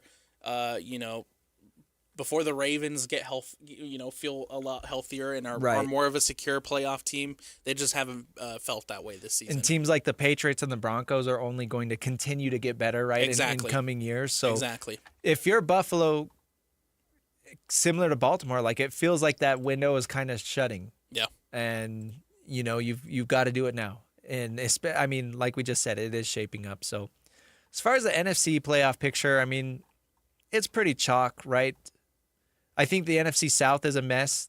Tampa Bay should have been in the lead for that division, and they have lost. Fallen off a cliff. They lost to the Saints and the Falcons. Yeah. Right now, Bucks are 7-7, Panthers are 7-7, and then the Falcons or Saints are out. But they just proved like they can beat any of those teams. So we'll see what happens there. I think they were sitting at 7-1. Who's that? The Bucks. Really? I think so. Oh, maybe gosh. maybe it was 6-1. I can't remember for sure. But Tampa Bay playing at Carolina tomorrow. They have fallen off, man. And I think everybody thought, I certainly thought the Bucs were going to completely run away with the NFC South. But here we are with the Panthers, man, showing life. They're both 7-7, and both still with a big possibility to make the playoffs. Bucks are 1-5 in their last 6 games. There you go. They started off 5-1. 5-1. And then they are, over their last 6 games, they're 1-5. They lost to the Patriots, Bills, Rams. They beat the Cardinals. Then they lost back-to-back against the Saints and the Falcons. Yeah, not good. But if they beat the Panthers tomorrow, they should still be in the driver's seat. Baker Mayfield, I know he's been dealing with injuries. They just got Mike Evans back, so that should be a boost. You know what's going to come down to a crazy conclusion, though? What's that? The NFC West, man. How's the 49ers and the Colts on Monday night, man? Sean? I'm excited. Oh, I think Niners control their destiny now, baby. Let's 49ers go. Hat. You mean as far as making the playoffs or getting to the 1 seed? No way. Yeah. They still could. If they win out, they'll have the 1 seed in the NFC. They still could. Oh, right. Okay. Interesting. Yeah, the conclusion of the NFC West is going to be absolutely fantastic because all 3 teams are still complete. Like, they're right there. Yeah. Well, they're all at 10 or more wins. Only division right now. Exactly. With 3 10-win and teams. it's similar to what we saw last season with the NFC North, but this year it's happening with the NFC West. And I'm excited to see how it all plays out. I will say, though, I have blocked Sean's number because he texted me and said, "How do you lose to these guys?" And then sent me a bunch of gifs of Sam Darnold. So Sean is no longer. Sean is up, man. Yes, Sean is a blocked number on my cell phone now. Just having fun, man. That's cool that they're going to get three playoff teams in. I mean, the rest of the NFC is really not that good. But yeah. The NFC, it's going to be fun, man, because it's still like, what happens to the Lions? They're currently sitting in 8th. Do they miss the playoffs? They are 8-6. Do they miss? Do they go? What's going to happen with the Lions? If they do jump up, who falls out? Is it the Packers or is it the 49ers? Lions schedule the rest of the way. I'm trying to pull it up real quick. The Lions have currently sitting with a 45% chance to make it if they win their game against Pittsburgh. They host the Steelers tomorrow, then they play at the Vikings and then at the Bears. So if you're a playoff team, you feel confident in your ability to beat Minnesota. You should feel like you're going to beat the Steelers, and then you have to go to, again, the team that's sitting at number 1 in the division right now at the Bears to wrap up the season. I don't know if Chicago will still be first in that division in game 17, but nevertheless, they look like a playoff team. So yeah, that's a tough ask. Yeah, we'll see. We should have some very fun conclusions though to both the NFC West and the NFC North this season. Yeah, and that's just because the rest of the NFC is just not good. Yeah, at this point, they're not clinched, but the Eagles are going to win the division. There's no doubt in my mind. I would be shocked if somehow the Cowboys are able to get back into this. But the East is already decided. And then the South, I think the South will be fun just because you have the Bucs and the Panthers. Yeah. But, really, they don't move the needle. They're If not Super Bowl teams. If Tampa Bay wins, if they beat the Panthers, they should be the playoff representative from that division. Yeah. But nobody else is even worth it. Right. So, real quick, want to mention Utah State basketball about to get set, taking on Colorado State to start off Mountain West Conference play. Aggies sitting at 9-1, Colorado State sitting at 9-2. That game is set to tip off at 12. The pregame show on 1280 is about to get started here in about a minute, right at 11:30. So if you want to tune in, catch your Aggie basketball, switch over to the 1280 AM signal. You can catch Scotty G on the call there. That should be a good game, man. Aggies setting up, again, 9-1. Setting up for a run in the Mountain West. Last year in the Mountain West, it's a big one, and it looks like a very winnable conference for them this year. So they have as good a shot as any, and it starts today at home against Colorado State. Absolutely. We did the coaches show on Thursday. Yeah. Produced it, and this was my first time hearing from Jared Calhoun in almost a year, really. And he's such a phenomenal fit for that basketball team, man. He's very straightforward. He's very transparent about everything that's happening with his team. And then he's continuing to lead Aggie basketball in the right direction. Love everything about Jared Calhoun. I chuckle just because he went viral a couple weeks ago for his post-game comments. He basically said it's miserable coaching for this team because there's not a leader, and it's hard. And when you get half your team from the transfer portal every year, it's hard to find somebody that's going to step up and be a true leader. It's, at any program, but when you're looking at the Mountain West level, right? It's hard to retain good talent and have guys step up and be leaders. Of course, you got guys like Templin, like Falslev that have been there for a little bit, right? Drake Allen has been pretty good there too. Some of the returning guys, and then you got guys like Collins coming in, make a big difference. So if they want to win the Mountain West, somebody's going to have to step up. So Aggie pregame show right now on the 1280 AM signal. We got to take another break. Coming up next, we will hit 5 minutes of, talk a little bit of Utah Jazz, talk a little Mammoth, anything else we got going on. Weber State football has some coaching news. We'll hit that. Stick with us. It's the Saturday show, 97.5 KSL Sports Zone. This is Jake Scott and Ben Anderson. Kyle Whittingham steps down, and Morgan Scalley has been elevated as the next head coach of the University of Utah. I was a little confused by the steps down and not retired aspect of it, and I don't want to imply that Whit was pushed out, but certainly there was some interesting verbiage immediately after the Athletic was reporting that he would look at other jobs, potentially if they became available to him. So if he wanted to keep coaching, why not just keep coaching at Utah? Which is really strange. Yeah, absolutely. That's the whole story. I think it's as simple as he would listen. I think it's that simple. Honestly, do I expect Whit to take another head coaching job? I really don't. No, he'll obviously listen, but why? Why isn't he listening to other jobs while employed at the University of Utah? That was what was strange for me. Why now? Who made this decision? Was it Whit? Was it somebody else? I do think that is the huge question. Catch Jake and Ben weekdays from 10 to noon on 97.5, the KSL Sports Zone. The KSL Sports Zone is your home for live local sports. Tonight, the Utah Jazz are back in action at home against the Orlando Magic at 7:30. The game tips off on 97.5 FM. Football tomorrow, the Raiders in Houston to play the Texans. You can listen to 225 on 1280 AM. And the Winnipeg Jets at the Utah Mammoth at 5 o'clock on 97.5 The Zone. If you want to hear your company's name right here, email Stephanie Palmer at spalmer@ksl.com and join the winning team at the KSL Sports Zone. Season's greetings from the Garden Restaurant. Celebrate the holidays with flavors that sparkle. Our winter menu is packed with comfort and cheer, a perfect way to cozy up while enjoying the 3 C's, Christmas lights, cookies, and cocoa. Elevate a business lunch with sandwiches that sing, jalapeno pork, turkey club, festive flavors of turkey cranberry, or the inviting taste of our turkey pot pie, all the merriest mix of flavors. Or snuggle up to a buttery warm Lionhouse roll perfectly paired with our seasonal soups, creamy tomato, broccoli cheddar, or classic chicken noodle. And what's Christmas without baked goodness? Enormous cinnamon rolls, cookies, cereal bars, and more. At the Garden, each bite is sprinkled with great taste, a pinch of TLC, and a dash of holiday sparkle.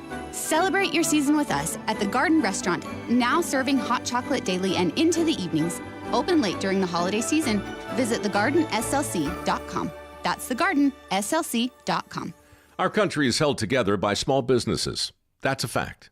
It's also a fact that 9 out of 10 of those small businesses will fail. Why? Because it's hard. Really hard to build a profitable business from the ground up today.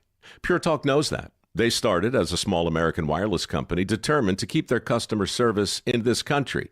It worked. And today, Pure Talk is determined to help other small businesses prosper by offering them the same white glove service the big guys get. Same service, same 5G network at a truly affordable price.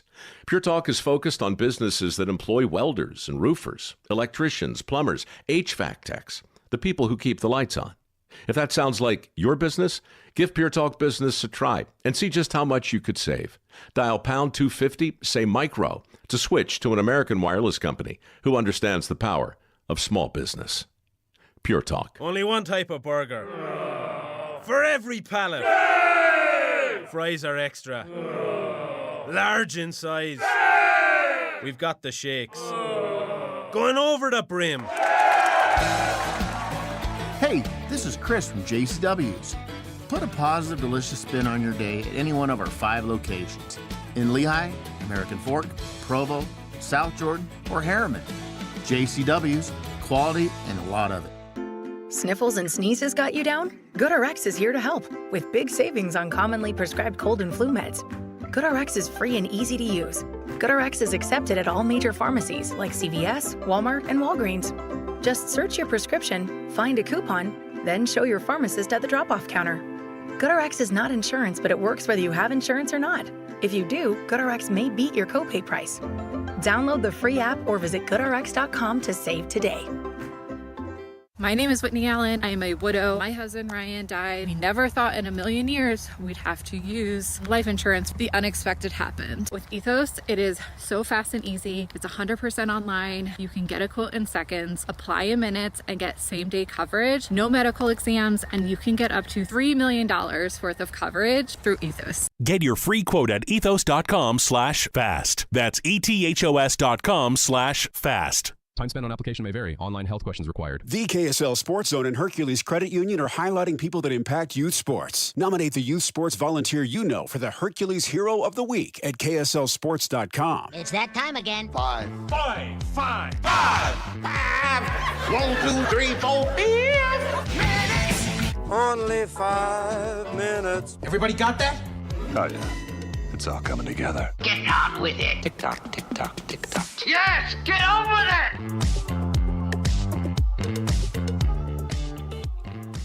Welcome back to the Saturday Show 97.5, the KSL Sports Zone. Christian Esparza, Alex Napolis.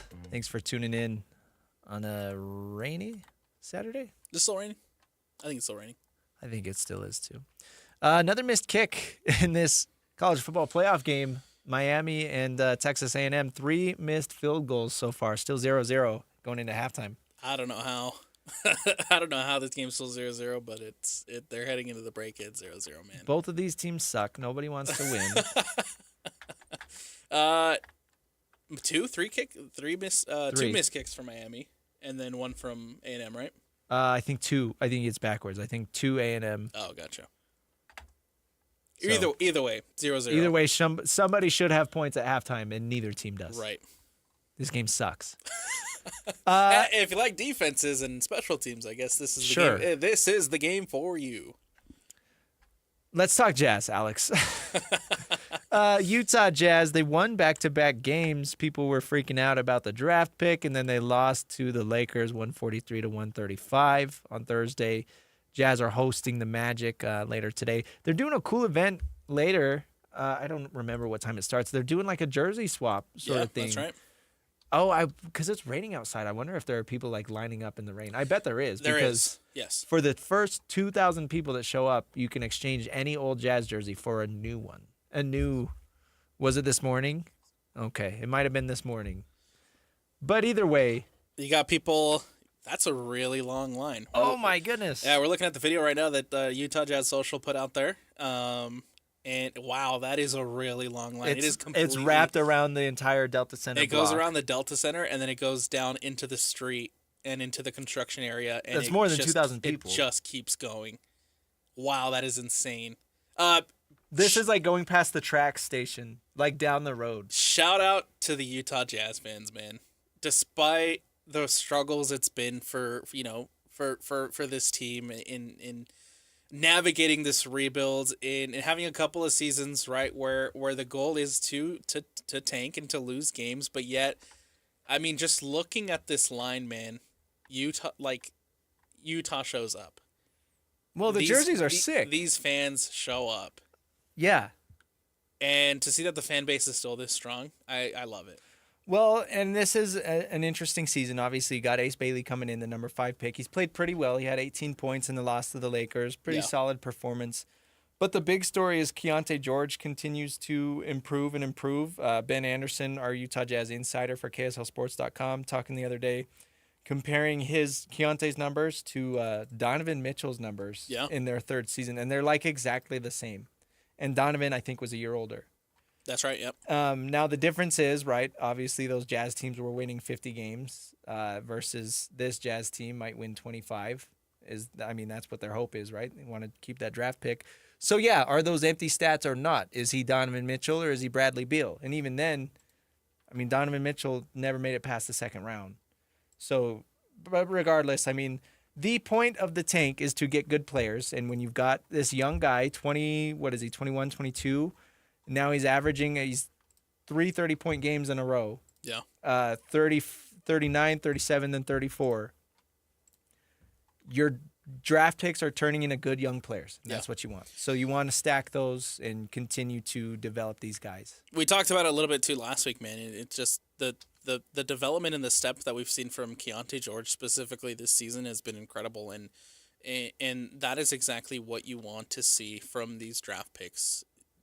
There was questions heading into the offseason last season whether or not Keontae was going to be cut out to be the star, that one of the stars or one of the guys that the Utah Jazz can rely on once they get over the rebuild hump and actually start winning games, and he's proven that he is. And Will Hardy gave us a phenomenal soundbite earlier this week after that Lakers game, and he said, "Look, Keontae George is freaking good. And Sean's got it ready for us. Let's actually play it and hear what Will Hardy had to say about the development of Keontae George.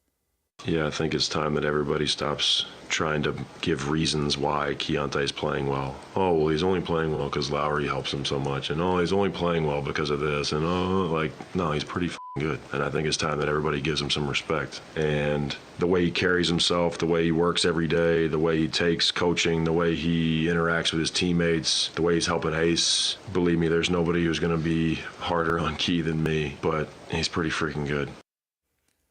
Yeah, I mean, that sums it up. And I think that's a good point is Lowry was out during this Lakers game. This is Keontae George doing it on his own. He's not relying on, Lowry's drawing the best defender. Lowry's getting all the defensive attention. Then that's why Keontae's scoring 30. No, this is a dude that, you talk about his future as a star was in doubt. His future on the dang team was in doubt in the offseason. Let's back it up, man. Let's back it up to last season. He was coming off the bench. We were having conversations about if Keontae is it time to move on? Yeah. What's his trade value? We were talking about his trade value. We were talking about if Keontae's best position on an NBA team would be coming off the bench. Yeah. And now he's averaging, 24 points a game in his third year.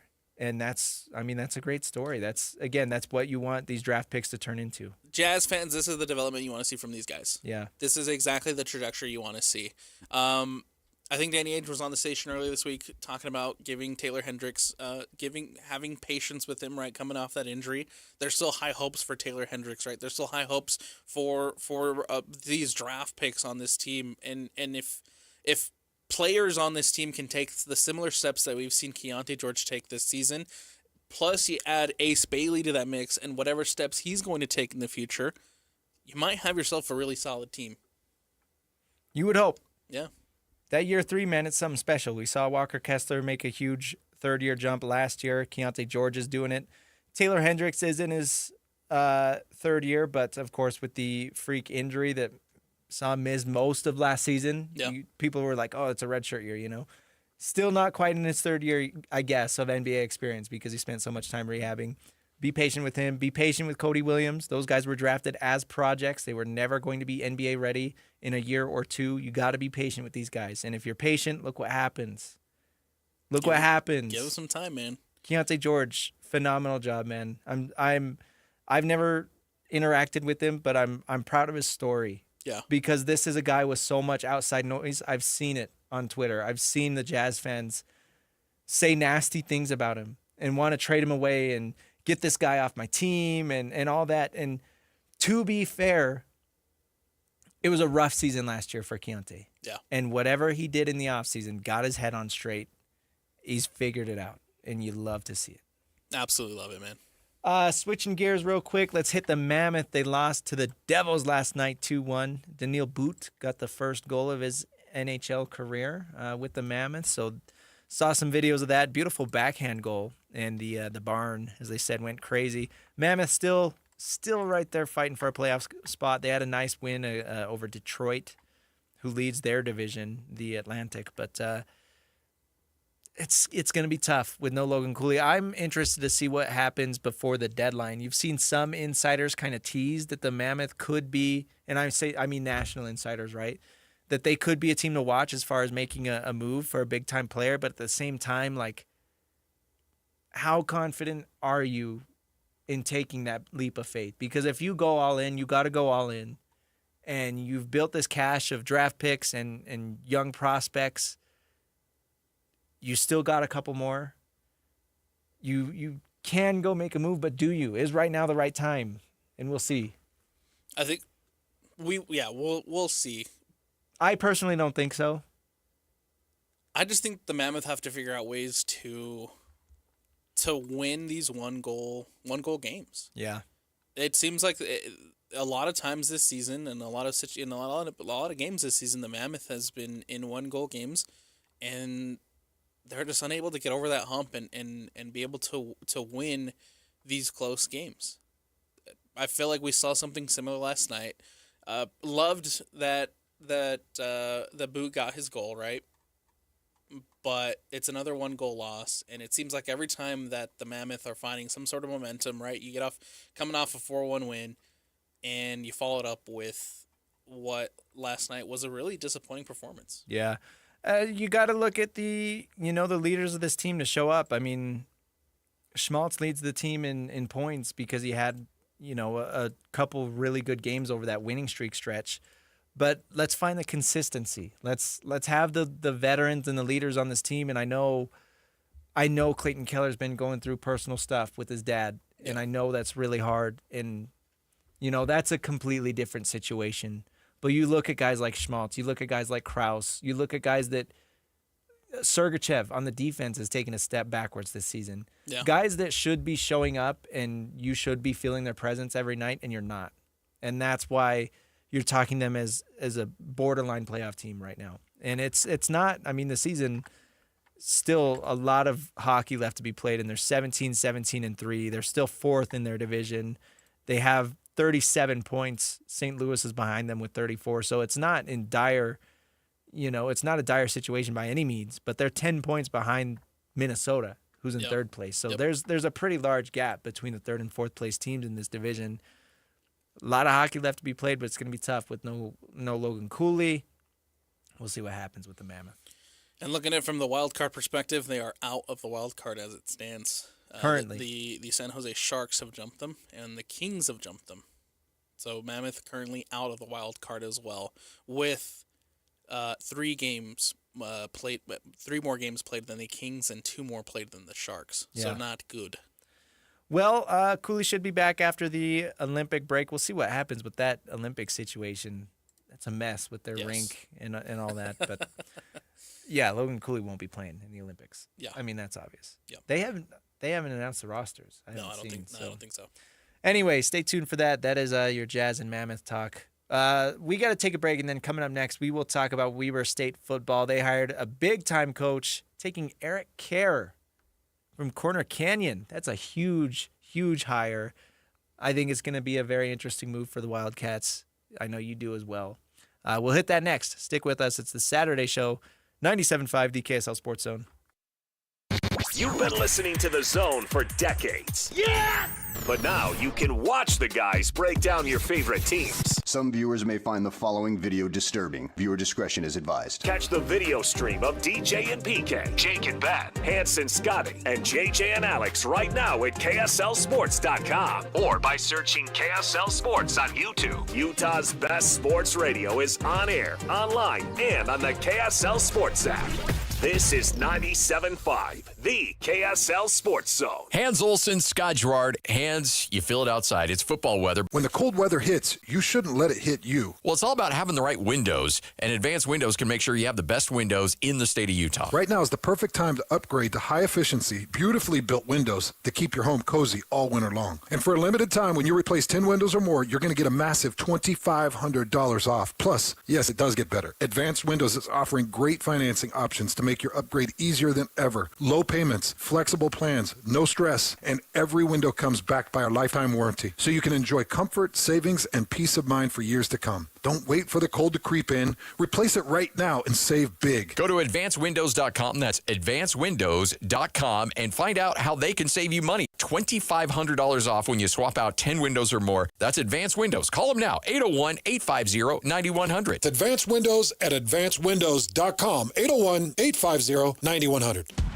Calling all Jazz fans. If you can't wait another second to see stars like Ace Bailey and Lowry Markkanen tear up the court, you're in luck. Tickets are on sale now. Let's go!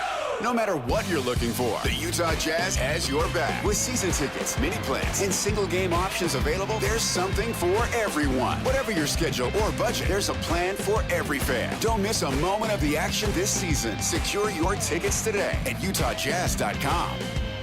Dan owed an unbelievable amount of money to the IRS. I got behind on my taxes. It's a horrible feeling. He was in denial. And when I got those letters from the IRS, you wanted to act like they didn't exist. Finally, Dan turned to Optima Tax Relief, the leading tax resolution firm. A-plus rated by the Better Business Bureau, they've resolved over $1 billion for their clients. Optima got me a settlement with the IRS. These people are really people-friendly. It was every bit of a new lease on life for me. The fast action and the great results made Dan's head spin. I felt like I was in a dream, but it's real, and I have paperwork to prove it. They got the job done, and life is good. For tax help you can trust, call Optima now for a free consultation. If you're worried about what's going to happen with the IRS, stop worrying. Make the call now. Call 800-343-6460. 800-343-6460. 800-343-6460. Optima Tax Relief. Testimonial from an actual client. Some restrictions apply. For complete details, please visit OptimaTaxRelief.com. Being a caregiver for a family member can be very rewarding. It can be very challenging, too. Besides taking a physical and emotional toll, it can also take a real financial toll, especially if you're paying for home safety upgrades, covering medical expenses, cutting back on hours at your job, or having to leave your job altogether. In some states and in certain situations, you may be eligible to get paid for the care you provide, but finding reliable information about caregiver compensation can be overwhelming and very time-consuming. The AARP Foundation Paid for Care Hub can help. It's a free online tool developed with support from United Healthcare, where you can search compensation programs, explore your options, and get answers to frequently asked questions. Find out today if it's possible to be compensated for the time, effort, and care you're providing. Visit paidforcare.aarpfoundation.org to learn more. Want to get the latest info on Utah's newest sports franchise? Sign up for the Utah Mammoth newsletter. Get exclusive analysis, plus the latest news and notes on the Utah Mammoth. Sign up today at KSLSports.com for the Utah Mammoth newsletter. Hey, this is Chris with JCW's. Not feeling a burger? We've got you covered. Try one of our hot ribeye, turkey, or BLT sandwiches, and you'll understand why we say JCW's, quality and a lot of it.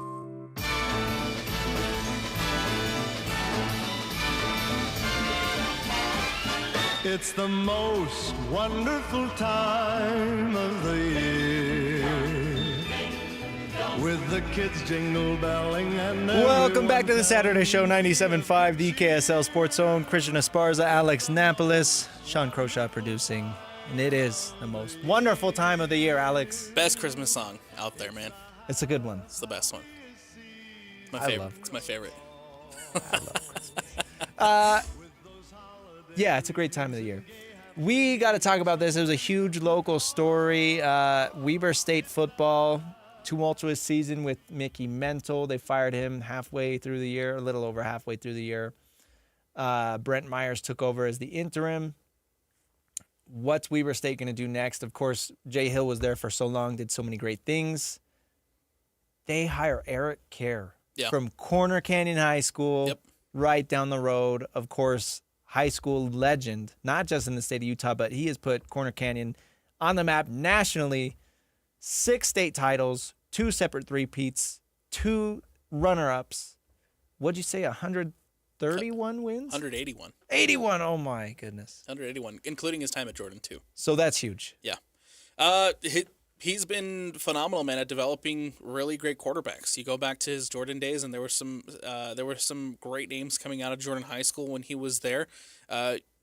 Corner Canyon, too, has had their fair share of phenomenal quarterbacks. Wilson, Cole Hagan, Dart, Devin Brown, Isaac Wilson, Hellerman Kasuga. Yeah, exactly. So he's been phenomenal at developing quarterbacks and having some great offenses, man. And so because, I follow high school football and I watch a lot of what Corner does, there is no doubt in my mind that I think that he will find some success at Weber State. And it starts with being able to recruit some of the best, some of the underrated, underappreciated guys in the state of Utah and taking them up to Weber State, man. It's going to be such a hard jump because it's a completely different animal, because you're not just coaching a team. You are a fundraiser, you are a recruiter, you're doing all these other things. But he joined DJ and PK earlier in the week. I'd encourage you to go listen.